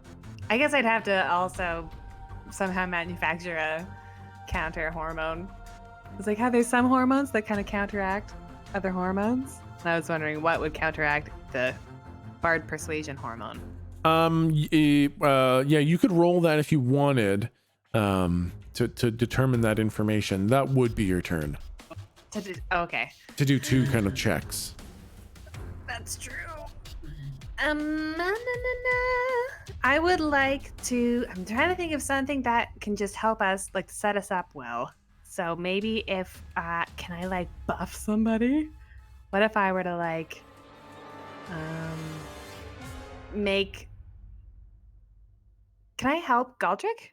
What can I do to help Galdrick? He's right up in the line of fire. Can I? Well, no, I should help Slump. Sorry, it's a very scary situation. I'm just kind of thinking it through.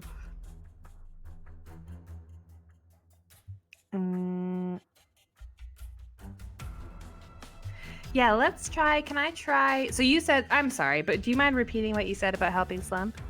You could destroy the ACE patch, kill Melgah, Yeah. or get your own activation code and ACE patch. Yeah, okay. Well, then I will, though, look around the room to see if there's anything like codes that I could run and grab. So you want to look around for codes kind of thing? Yes. Okay. Or, yeah, like just a cabinet with materials kind of thing. Okay, so you look around and there's some like snacks on the table beside Melgah's desk. There's a pad and paper beside the desk too, but it doesn't look like any of those are activation codes. There's a map with the cities located on it, same as upstairs, and a couple monitors showing the cameras watching the battle outside as well. Nothing in here seems to have a code on it. Okay. Yeah. I think that's very much, I honestly do think that's very much what Lee would do, just kind of stand in a ready pose, but just looking around very rapidly. That's what she does for her turn. Yeah. Okay. Then it is Tycon's turn, who reaches. Let's see. What does he do?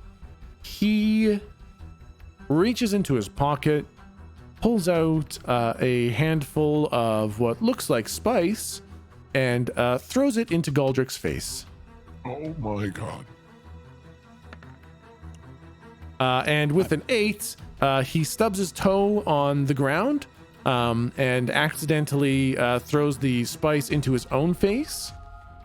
And you see his face start to disintegrate. Oh my god. Okay. As you hear a handful of damaging nanobots chew through the flesh on his face. When he does this, I want Slump. This doesn't affect combat at all, but I want Slump to go Papa, you got some muck on your face. and start trying to like wipe it off with his shirt. Well, this Like is Tycon that had it happen. Oh, sorry. Okay, Yeah, never yeah. mind. This Slump just looks at him. Yep, Slump just stares at him. exactly. Yep. So Tycon, nerdy white shoes dude, throws a handful of burrowing nanobots into his own face, and they start chewing his face off. Galdrick, it's your turn. Tycon's sitting in front of you with his face being chewed off. I would like to laugh. All right, and Jake, it's your turn. Okay. No. Go ahead, Galdrick. Yeah, go ahead, Galdrick. I want to try round 2. I want to do the same exact thing. I gotta try to break this dude's concentration over my slumpies. Okay, roll another plus tough. Oh, it's so close. But unfortunately, your muscles seize up and they just start twitching, and you are suggestible for when Melgah's turn comes up. This is It's not great. I fucking hate Roll20. I've ever told you I hate Roll20. That's the stupidest fucking system. Jake, it's your turn. Let me know how much of this I can get done, but I have crossbow quarrels or bolts, whatever you call it. Yeah. I'm going to take huge wads of my C4. I've been doing them in 1.5 pound like increments. I'm just going to keep that the same. Yep. And I'm just going to slap them, just like wad them on the end of these. And I would like to shoot 2 of them. But how much of that can I get done in a turn? I'll let you apply the C4 and shoot 1 of them. Okay. Then I would like to have 2 quarrels with the 1.5 pounds of space C4 each. Yep. And I want to shoot 1 at the ice wall back here. Okay. Now, like, is this a super thick ice wall? It's not that thick, actually. You can see through it. So it's like it's a couple feet thick, but we're not looking at like, 20 meters of ice or anything like that. It's probably like 5 feet kind of thing. Do you want me to expend a double dose to get through it, or is it fine? 1.5 pounds. That's pretty big. That'll probably do it. Roll plus tough to see if your muscles listen to you. It's not just magic, it's everything? It is. You are in the presence of his ace patch, which is so powerfully suggestible that you have a hard time doing what you want to do in his presence. Gotcha. Yep, that does do it. Yep, so you can do it. So now roll plus cool to do the whole fucking thing that you just listed. I don't know what my cool is. It's bad.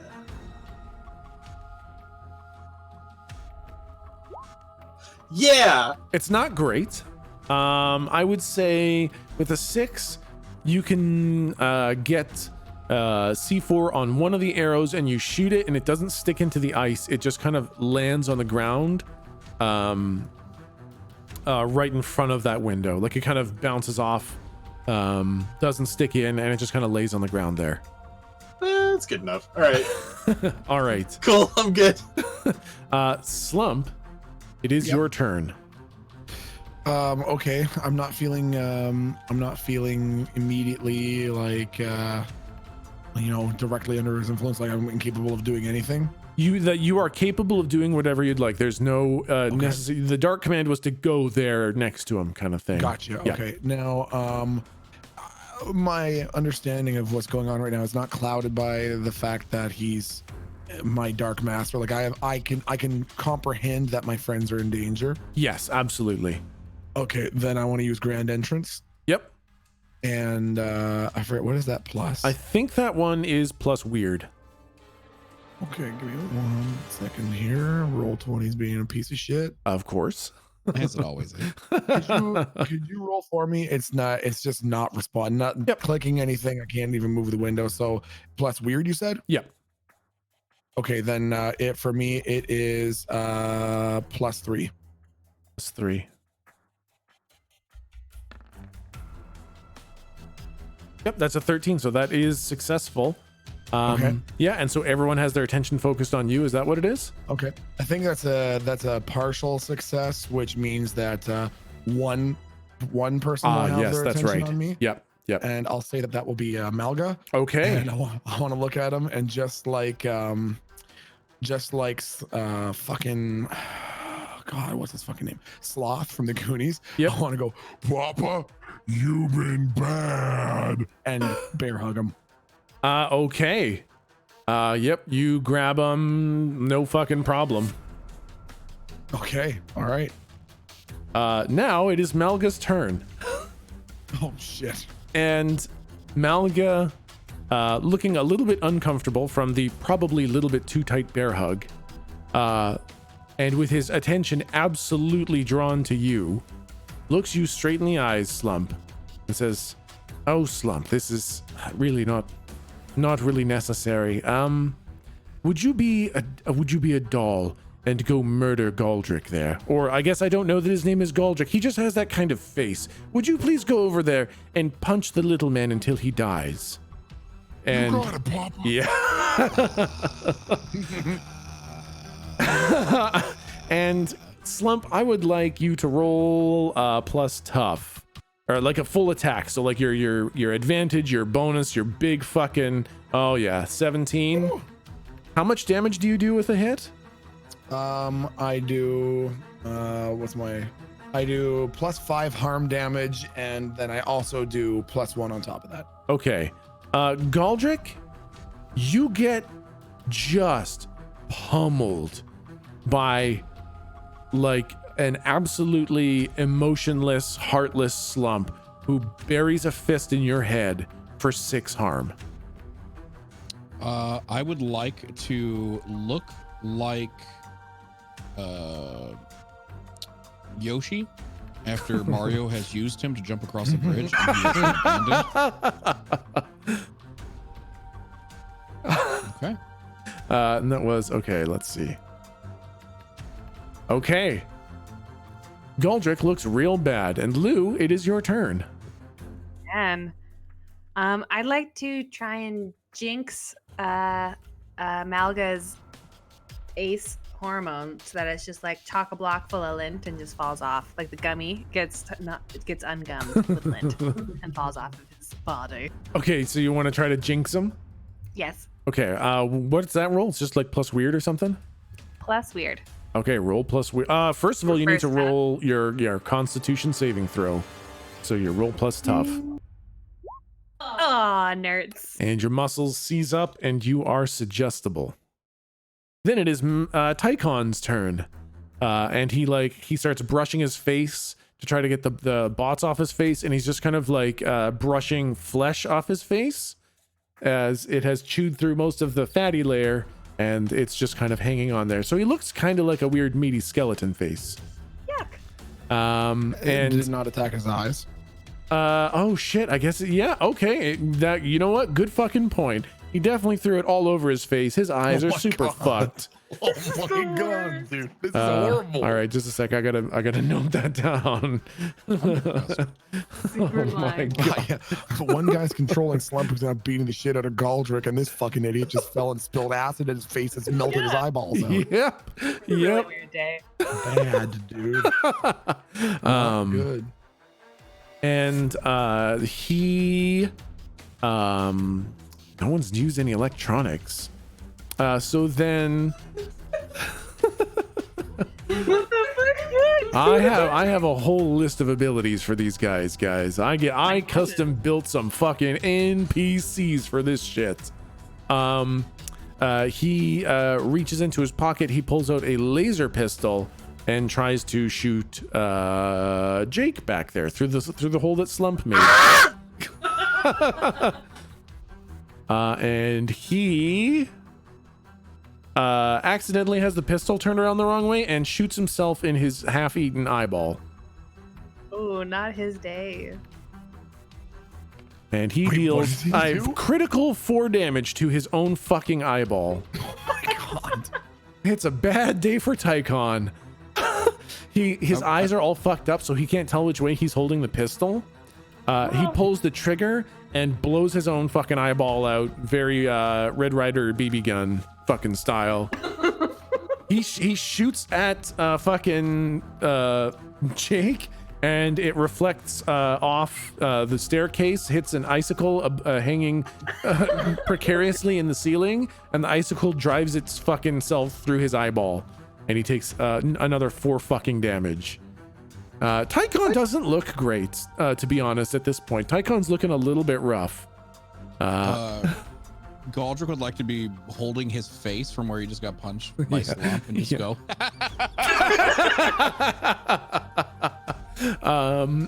And Galdrick, it is your turn. First, I would like to look at Slump and say, "Why?" Slump I imagine in my mind, I imagine that because of all the chaos going on, he probably like gave Slump the command, but isn't focusing all of his power and making sure that he's still in complete control of Slump after he gave him the command. Oh yeah, yeah. So I imagine him like Fezzik from Princess Bride. Sorry, Mr. Teeny Tot. Papa said so. Honestly, yeah. Yeah, no, the command lasts for as long as the command, and then after that you're kind of back to being Slump. So like you just fucking railed him in the face and then went back to that kind of weird, ambiguous under the ace but also yourself kind of feel. Yeah, so I'll say that like he picks Galdrick up off the ground and like helps him to his feet after just punching his head in. Yep. All right, Galdrick, what else would you like to do? First I want to look at Slump, but I want to be like, get him! Get him! And I'm pointing at fuck, what's his name again? Melgah. Melgah. I'm pointing at Melgah like with my gun, not firing. Him! Get him! Him! And then I want to accidentally fire the same shot that I have because I'm just determined to get this off at this point. All right. Roll a d12 to see if you can fight through the Constitution. Or d20, sorry, d20. Oh, d20? Okay. Yeah. Is it plus anything? Plus tough. d20 plus tough. Okay. It's just the rolls. Just you can't fight they're through just this. Not with me, man. They're not with you, man. They're just not with me. As long as that fucking ace patch is in effect, it's really tough to. But does that just work? Every single other one works except for the one that I just rolled. Exactly. Every single other roll would have fucking done it. Well, by the laws of statistics, you're in for about 7 really bad rolls. I just want to shoot the fucking the ficus that's behind him. Yeah, sure. You fucking fire at the ficus, and this kind of dome full of spikes kind of closes in on it and shreds the plant. And Melgah kind of looks back and it's like, "Oh, I actually really did like that plant. That's." Hey, Mr. Teeny Fuck, stop fucking up. What do you want? You're hurting Papa's plans. And now it is Jake's turn. Arrow bomb number 2. Arrow bomb number 2. Roll a d20 plus tough. Yes, you can do it. Yes. And then you just want to fire the bolt. And do you want to actually like detonate it or? So the second bolt is, I don't really care if it hits Malgus or Tycon because my aim is probably not great because I've used this 3 times in the entire campaign. Yeah. I'm just gonna shoot at either one of them. This is gonna hit someone. Sure.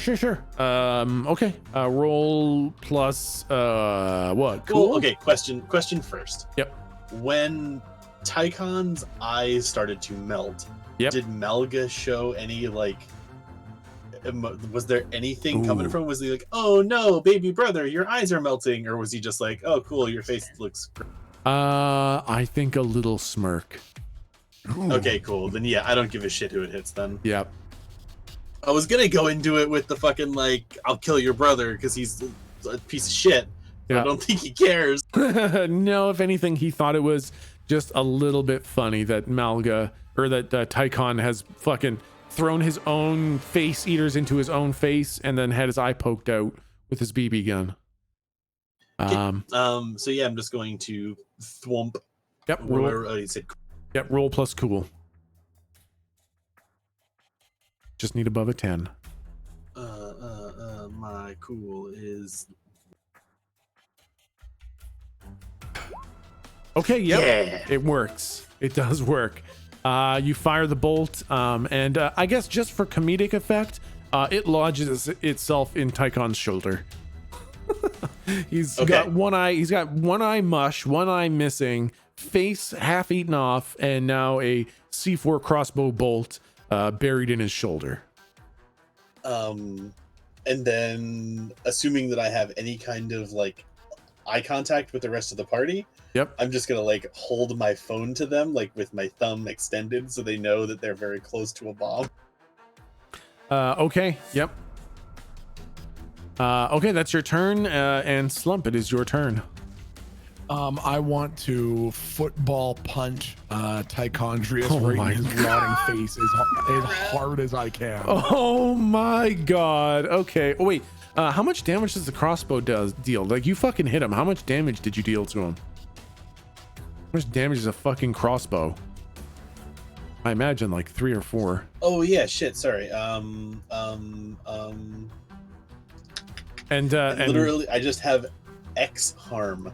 Okay. Because the bolts are all made of different things that have different values: wood, okay. fiberglass, steel, iron, silver. Gotcha. Let's just call it 4.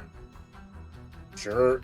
And Slump, go ahead and roll to attack with your fucking bonus and your fucking advantage and everything. Oh, wow. Okay. 20. You understand that there are different numbers on the dice than 1 and 20, right? No, I don't. All I get are ones. I want to imagine that he tries to kick with one foot and like completely misses, and then swings as hard as he can with the other foot, Yeah. and just hits him like straight in the fucking face. Dude, so with a crit, you deal double damage, and you naturally deal 6 damage. Yep. So that is 12 damage. Yep. When you hit Tycon, you know, the first foot misses because he's kind of flailing around with all the damage that he's taken. The second foot comes in and hits him in the face. And it hits him so hard, his whole face comes off. Between the fucking nanobots loosening things up in there and the foot making impact, his entire face comes off right down to the bone.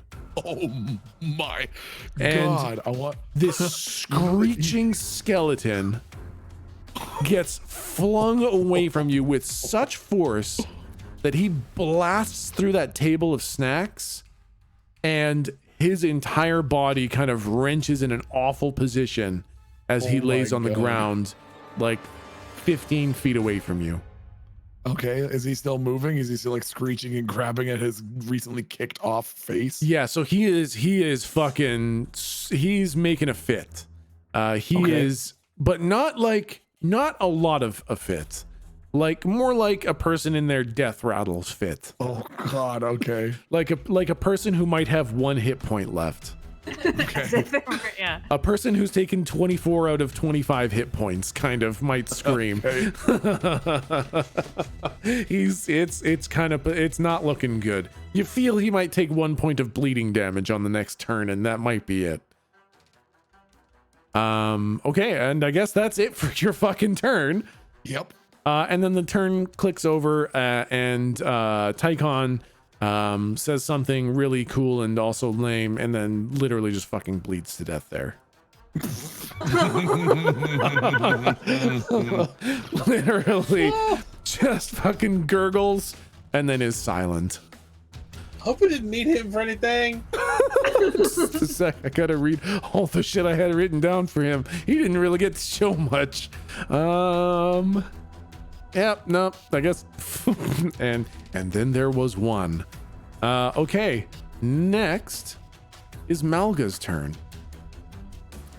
And what you guys see is, let's see. You see kind of on his arms are like these kind of syringe-like looking, not syringe-like looking, they look like the chamber on a syringe kind of thing. With a little bit of like glowing liquid. Those chambers kind of depress into the arm piece. And you hear kind of that sci-fi psh sound, kind of like a tricorder. Or not a tricorder, sorry. The fucking, oh damn, what were the neck things? Oh yeah. Fuck. Isn't it like a Yeah, when they go It's in your neck. Damn it. hypo something? Hypo sprays? Epidural? Whatever. Epidural. They're like I know what epidurals. you're talking about. Yeah. I know what you're talking It's like about. an auto injector, right? Yeah, they're auto injectors. He has a couple fucking hypo spray auto injectors. I'm gonna look this up. I got you. This is Yeah, it's hypospray. Yeah, chat's saying hypo spray. It's a hypo spray.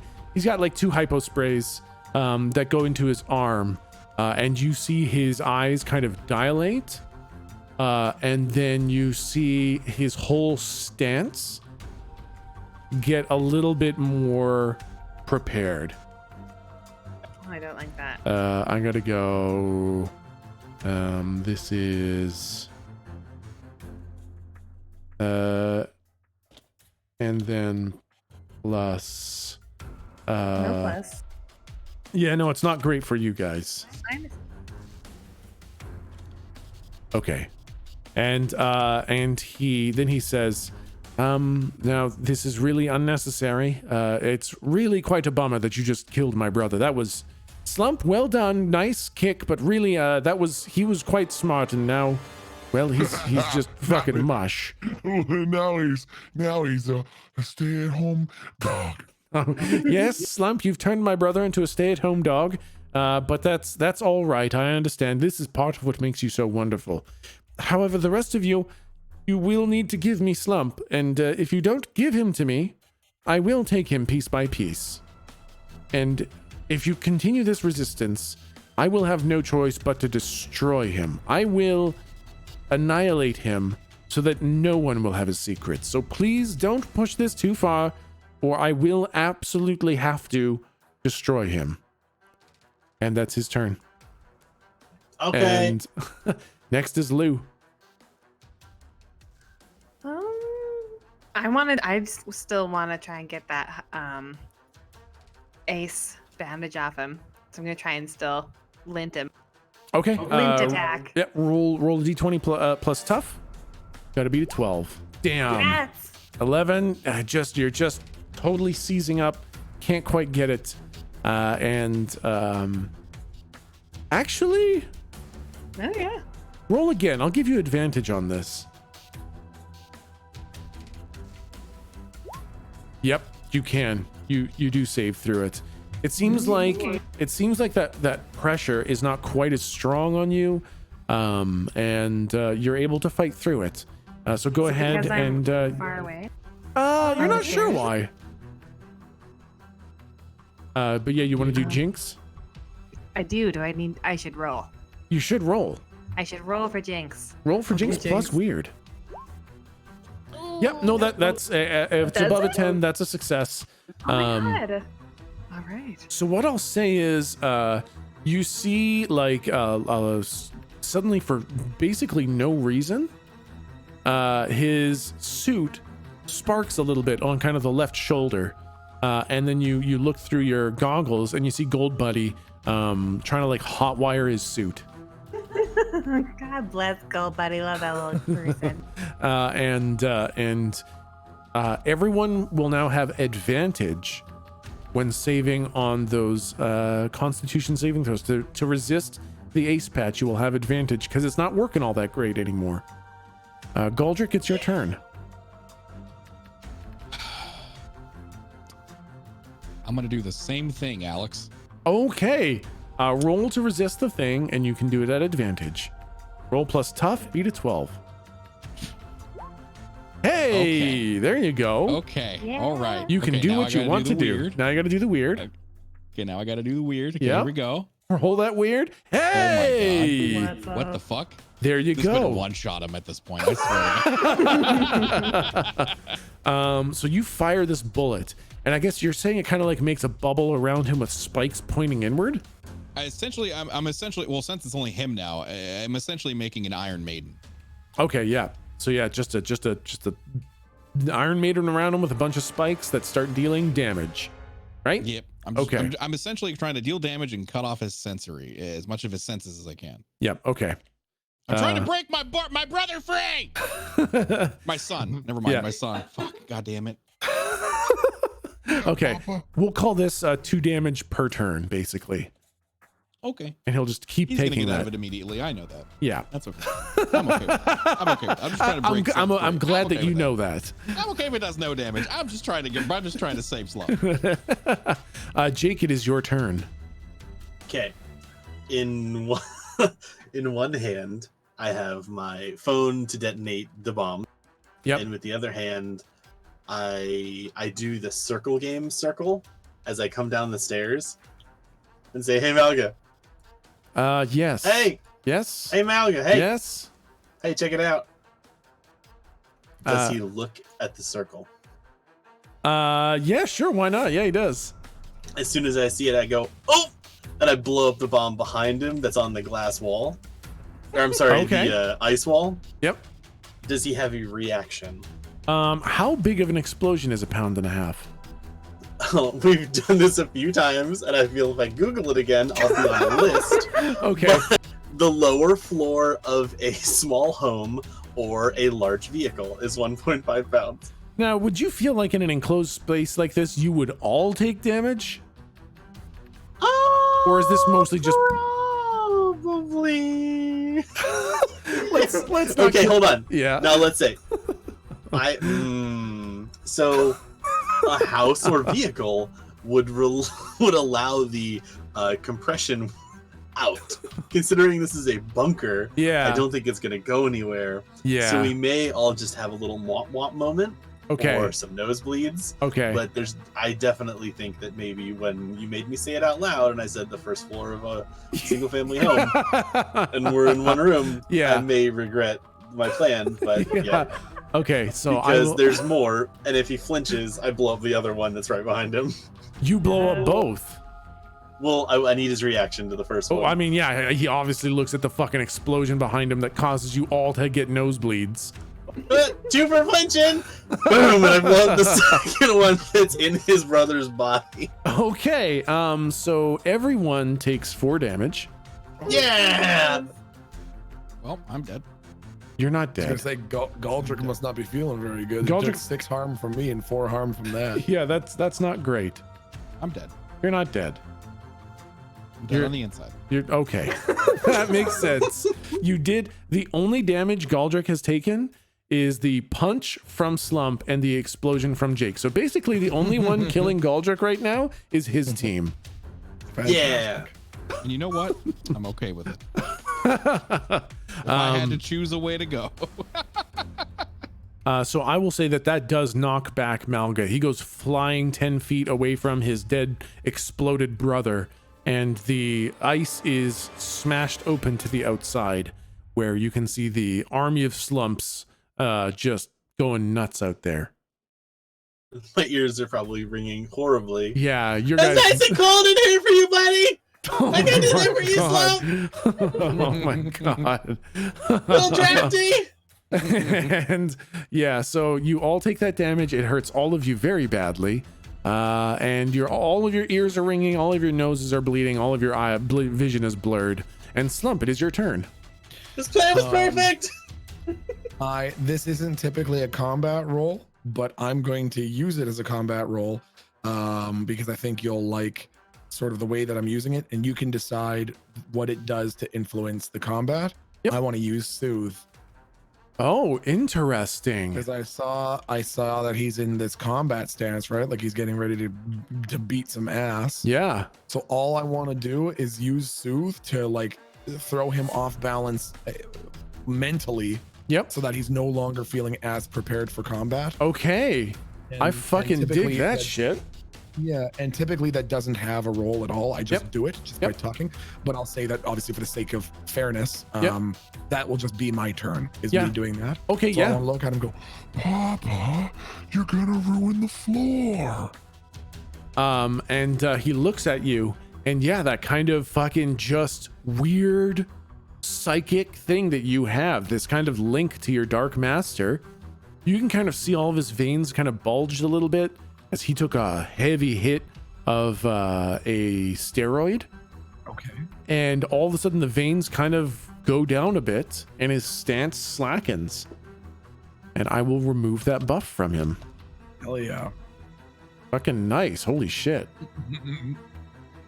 Oh no, that one was adrenals. Yeah, that one removed the adrenals. And holy shit. Okay. Then it is Melgah's turn again. And he looks at you and he's like, Slump, I know it's not ideal. It can't be easy to watch your friends die, but really, I do need you to go punch a hole in your friend Jake there. And you get you get a Dark Master command to go attack Jake. Go ahead and roll your attacks at advantage, plus all your beefy, muscly goodness. Hey, buddy, I just made it nice and cold. No, it's fine. Yes. And you just can't fucking do it. Really? I think Really? I killed 2 guys in the bathroom to get you some spice because they made fun of you. My character is so unbelievably upset yeah. that you could punch me Yeah. in the fucking face as hard as you could. Yeah. But Jake, no, he's too adorable. Yeah, I think you walk up to Jake and you have this command and it's like you have to do it. And you raise your fist, and as you're about to just cave in Jake's skull, just that little bit of slump breaks through. And instead of caving in his skull, you bury your fist in the ground right beside him. I've never used this word in my vocabulary ever, but I feel cucked as shit right now. Oh my god. Oh my god. Can't believe you made me listen to that with my own ears.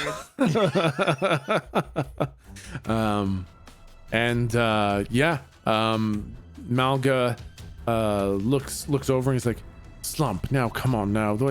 He was right there, he wasn't even moving. All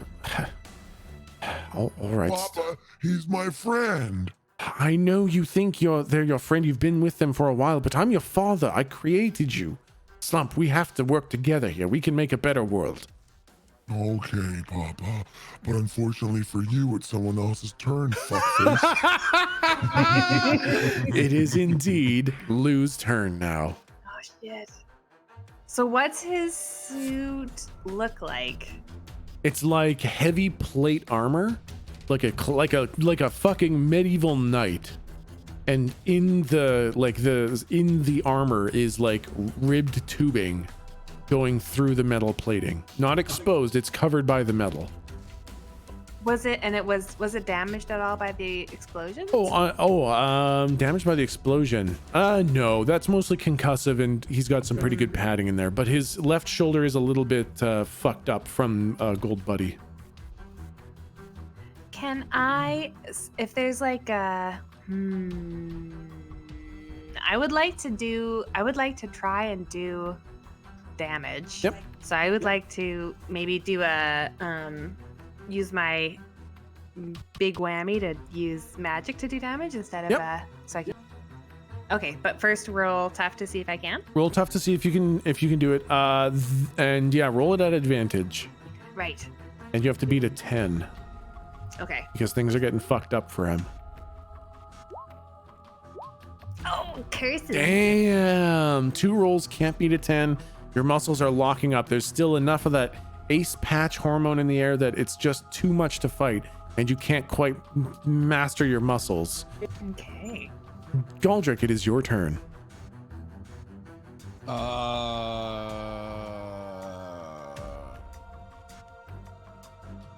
I will. You know what? I'm gonna play it safe. I want to be like, hey, Slump. You know what? I'll be back in a minute, buddy. And I'm gonna go through the wall. And I'm going to shoot myself so I can heal myself. Oh, okay, yeah, sure. Because I am one slump punch away from death. Yes, you are indeed one slump punch away from death. So go ahead and just roll the Constitution save, so that the D20 plus tough, and then you'll just heal if you can beat a 10 at advantage. Oh my god. Oh, okay. Yeah. Hey! Oh my goodness. Almost. You got it. So you heal for whatever it is the heal is. That's 3. Awesome. Actually, it's 2. It's 3, but 1 harm for taking. Oh yeah, that's right. Yeah. So I go to. Perfect. You pull out your gun. Where do you shoot yourself? In the stomach, like I'm giving myself a tetanus shot. Okay, gotcha. Gross. Or insulin shot, excuse me. Gotcha. Okay. Yeah. Now you just point the barrel of your gun. You kind of clench. You fire the trigger, and you shoot yourself with an actual fucking bullet, and it hurts very badly, and then it starts to feel pretty good. And Jake, it is your turn. Could you describe his helmet crown situation with the tubes? Yeah, it's basically like, it looks like the Lich King's crown, except embedded in the metal are tubes inside. So it's protected And- by the metal. So is there a fluid or like a gas moving through the tubes? I don't think you know yet. You would guess probably liquid because it has like those hypodermic needle chambers kind of sticking out every now and then, that when he uses these adrenals and shit, they kind of deploy into the tubes. Got it. Okay, so like when he used the buff that Slump dealt with earlier, we saw stuff like move through the tubes and then through the injectors, like into his neck. I mean, it looks like it kind of goes throughout his body, it kind of deployed this fluid into the tubing, and the tubing carried it throughout his whole body. Okay. Kind of like Bane. He's kind of like Arthas Bane. Is there a source for the fluids? Does he have like a backpack or tank or hoppers or something like? A lot of little injector chambers throughout on his legs, on his arms, on his back. There's a lot of these little injectors, and basically whichever buff he wants, one of those injects a shot into his tube lines. Got it. Fuck. Okay. So no single source. They're all protected by the metal.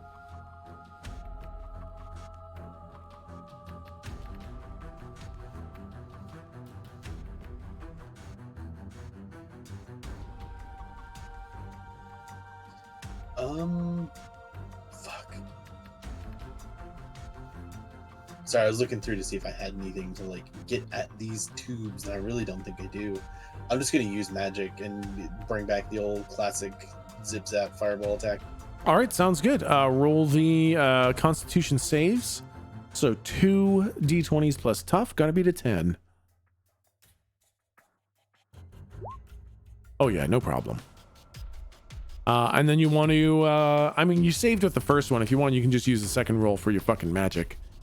Unless you want to roll for that 20. Yeah, sure, why not? All right. Oh, fuck. All right. Oh, shit. Okay. Natural 20 plus 6. This is going to be a big old wizard blast. Yeah, I'm trying to remember what just my normal damage was. I'm trying to find it. It was either 4 or 5. I don't remember which one. Let's call it 5. You leveled up. Yeah, I don't think I've used it since we changed to the new system. Yeah, exactly. Yeah, let's call it the 5 damage. Doubled is 10. And this is you're using like your pistol. You're weaving the fiery lightning bolt and just unleashing that at him. Yeah, why? Where the fuck do I not have this in my notes? It's like my base ability. It doesn't What is matter. wrong with me? We're good. We're good. Okay. So you pull out this shitty old revolver that doesn't even fucking work, and you do these spins and the weaves, and you gather up the magic, and it feels good. Like as you're pulling the weaves, the lines of ink, like you feel it. It's like pulling fabric. It's so thick. You've got a lot of fucking ink in this here weave, and sure enough, when it comes together, the whole gun lights up, almost like Betty's gun when it's made of pure fire. And this horrifying bolt of fiery lightning just erupts out of the barrel and crashes into Melgah's chest. And the lightning kind of shorts out some of the systems, and you see and the heat causes some of the vials to pop as you see some of his adrenals and some of the liquids explode on the arms and legs of his suit. And he takes a mighty fucking hit. Oh shit, y'all! I haven't done that in a minute. I should do that more often. And Slump, it is your turn. So what is his current state? Like, what is he doing right now as I'm looking at him? He is laying on the ground. He's kind of sprawled from the blast that came out of his brother. And he was kind of getting up when this terrifying fiery lightning bolt just exploded on him. He's kind of now fallen back downwards onto his butt, and his suit is having a bit of a problem. And again, you feel a little bit less of that persuasiveness. You feel like it would be even easier to kind of resist his thrall. I want to do something, and I'm happy for you to tell me the role that I need to do in order to see whether or not it's effective. Yep. Because what I want to do is I have one remaining. I want to use my third and final space ammonia capsule. Yep. To really like free me from it if I can, to make me totally focused on violence. Yep. And door bang him in the side of the fucking head as hard as I can. Yeah, man, absolutely. So roll the d20 plus all your tough plus all your extra punch and juice and roll it. Add another +3 to it for just sheer willpower. Okay, yep. With the 22, you kind of run up to him, and he's looking like he's healthy. He looks kind of beat up, but he does not look like he's in any danger of being dead anytime soon. But his suit's giving him problems, and he's knocked on his ass, and he's starting to get up, and his face no longer looks quite so calm. He looks a little bit pissed off. And as you walk up, you kind of slip that door banger onto your fist, and you just huge haymaker strike, smash him in the side of the head, and as you smash him, the door banger goes off, and the helmet kind of bends outwards from the sheer force of the impact as his head goes flying metronome style into the floor, and it cracks the metal, and you see blood start pouring out of his face. Oh my god. Jesus Christ. What the fuck? And he starts to sit up, and he no longer looks healthy. He looks pretty fucked up. It looks like you have definitely crossed the threshold for half his health in a pretty significant way. And that's when he looks at you, Slump, and his face goes very serious. He says, "Slump, I thought we could do something really special here. But apparently that's just not in the cards." And he hits a button on the back of his hand.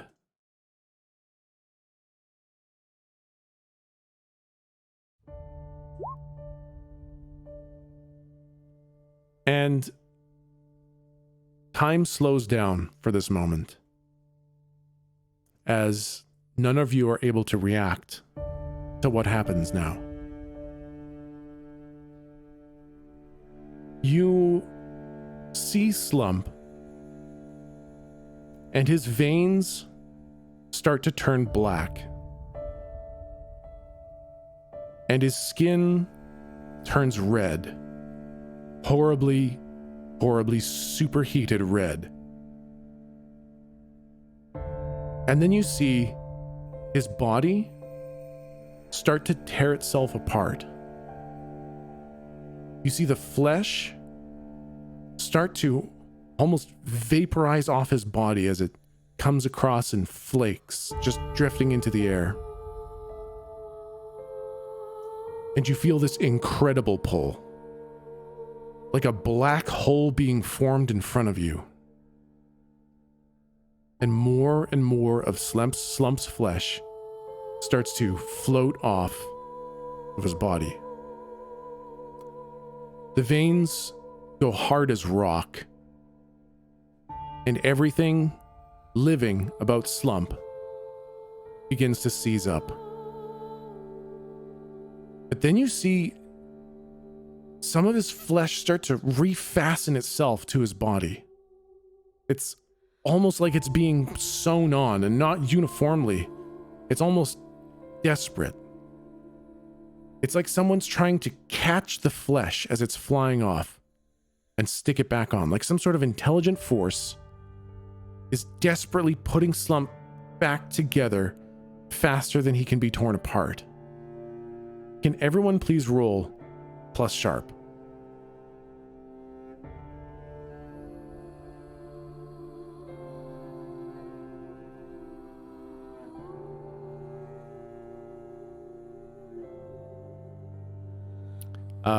You all see it.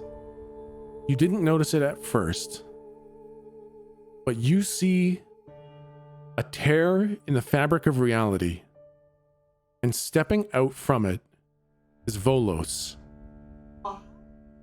His arms are outstretched, and he's not making physical contact with Slump, but his arms are outstretched towards Slump.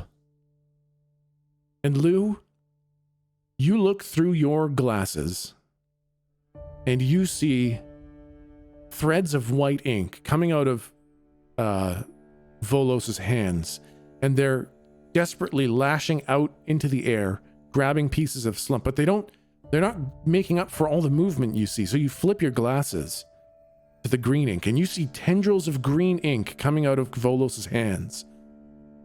And you see tendrils of red ink and blue ink all shooting out of his hands in this kind of chromatic spray of ink tendrils. As soon as they touch Slump's flesh, they're incinerated. More and more tendrils grab it. It takes 10 or 20 tendrils constantly latching onto pieces of Slump's flesh to try to pull him back together. But it's not enough. He's trying to keep Slump from disappearing, and he's losing this battle. I will give you all 1 moment each to offer something to help Volos keep Slump together. Galdrick, what would you like to offer to keep Slump together? My middle finger.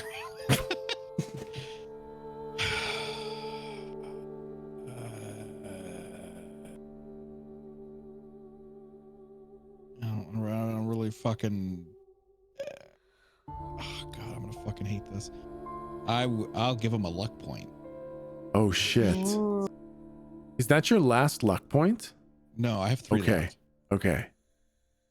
I've kind of gone through them like candy. You don't know how to offer luck, right? Luck is it's a strange feeling. All you know is that you're seeing your friend be torn apart before your eyes, and you don't know how to save him. And you don't know what Volos's goals are or what his ends are, but you know that in this very moment, Volos is trying to put back your friend and he needs help. And that little moment of desperation, that small plea to save your friend, seems to give this imperceptible assistance. And suddenly, more of these tendrils are able to grab more of Slump. Jake, what would you like to offer to help Volos keep Slump together?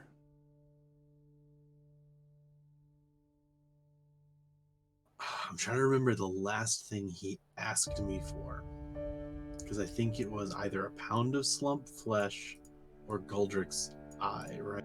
Yeah, he wanted, most recently was the pound of Slump's flesh. Before that was Galdrick's eye. I only have half a pound of Slump flesh. You already gave him the Slump flesh. Oh, I'll mark it off.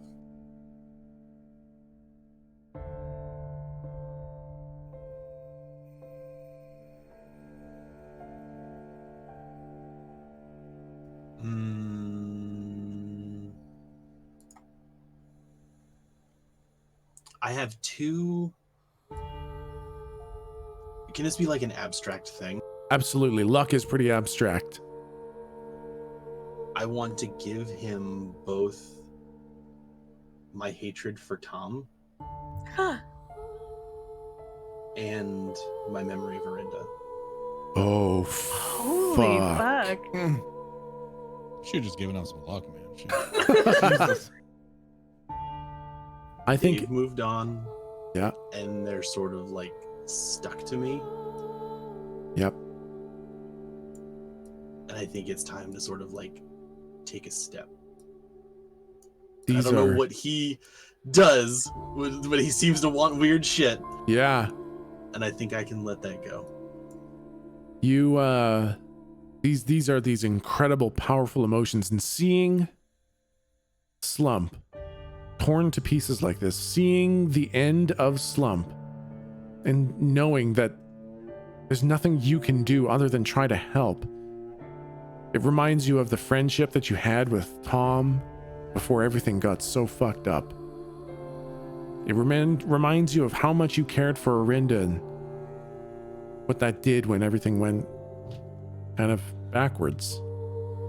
And you recognize that these feelings, while they don't help you anymore, remembering Tom as a friend and how much it hurt when he backstabbed you, and remembering everything Arinda, these hold you back, but they're the things that Slump needs. Slump needs friends. Slump needs love. He needs something to keep him here. And as the hatred of Tom, all those shitty remarks, you don't feel that way anymore. You don't hate Tom. He's just another guy. And Arinda is... Who is Arinda? And more, Volos is able to pull these pieces of Slump back together. Lou, what would you like to offer? Oh my god.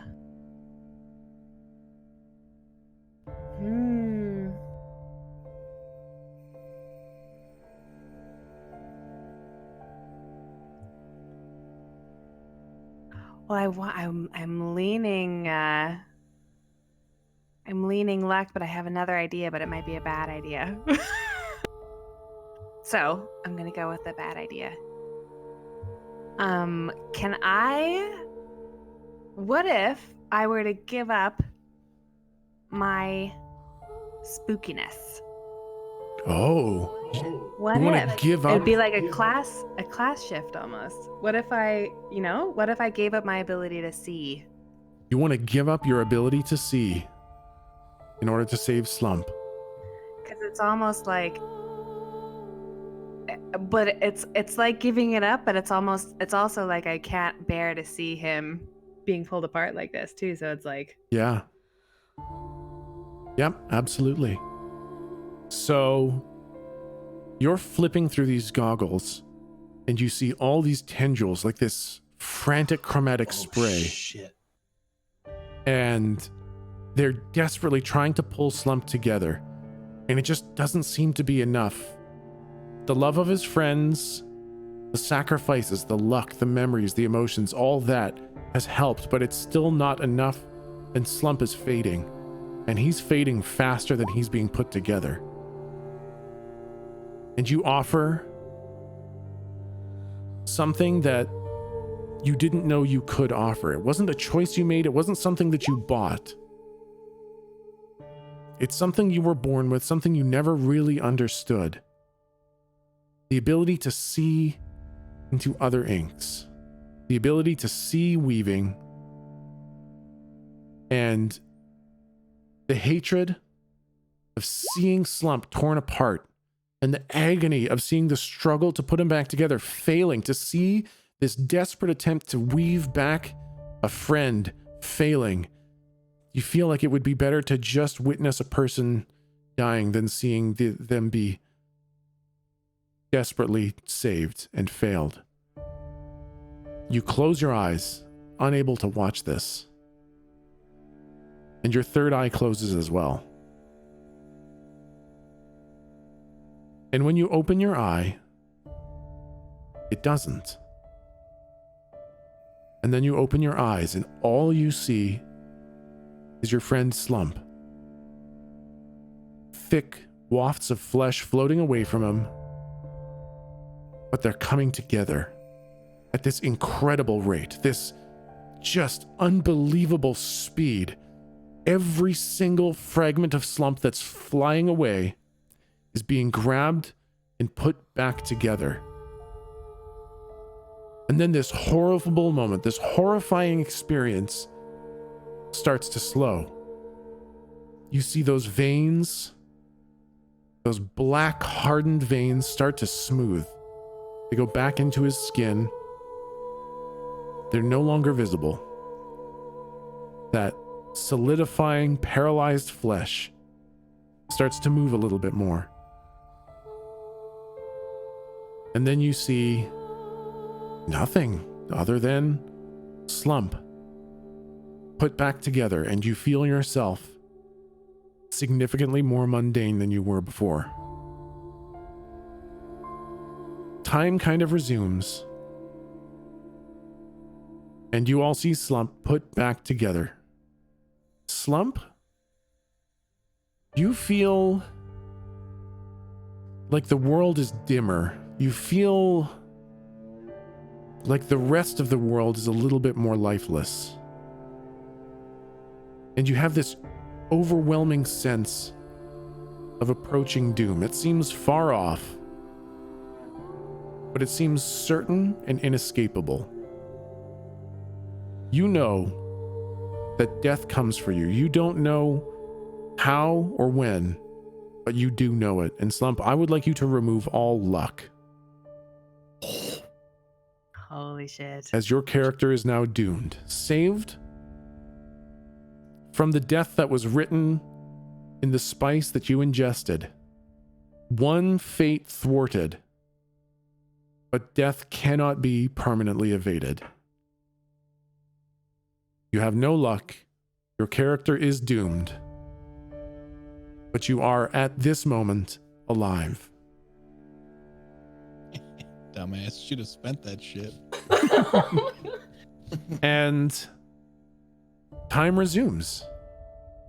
And what you see on the look on Melgah's face is absolute fucking horror. He has lost all composure as outside the destroyed ice, you see something that you had not been paying attention to anymore. There are no slumps outside through the glass. There is a singularity. It is a black hole in a way that you don't understand. There is no fighting out there anymore. There is the black hole that Jake witnessed in the future. And right now, Melgah is looking between Slump, who he no longer has control over, and the consuming black hole destroying everything outside of the bunker. And it's 10 o'clock. Fuck. So we're going to call it there, guys. Oh no.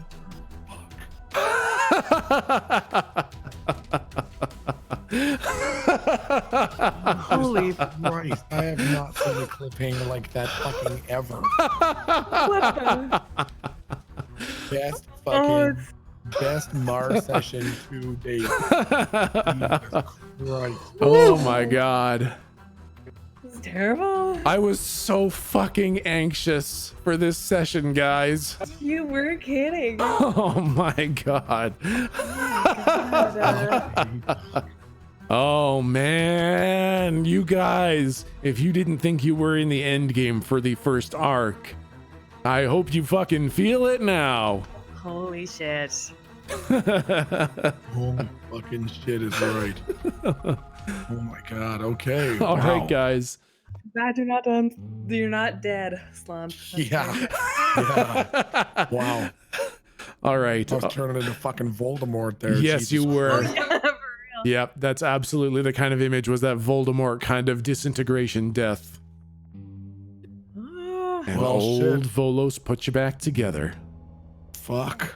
Well, Did I'm we still know not that gonna be he nice could to him. weave in fucking every color but gold? I think we did. Well, no, we just knew that he was seen in every color but gold. I don't know that we knew that he could manipulate them. 'Cause But we we knew did he know could he could do- manipulate white ink. Yeah, Yeah, red and white, but that Yeah. fucking confirmed blue and green too. yep, exactly.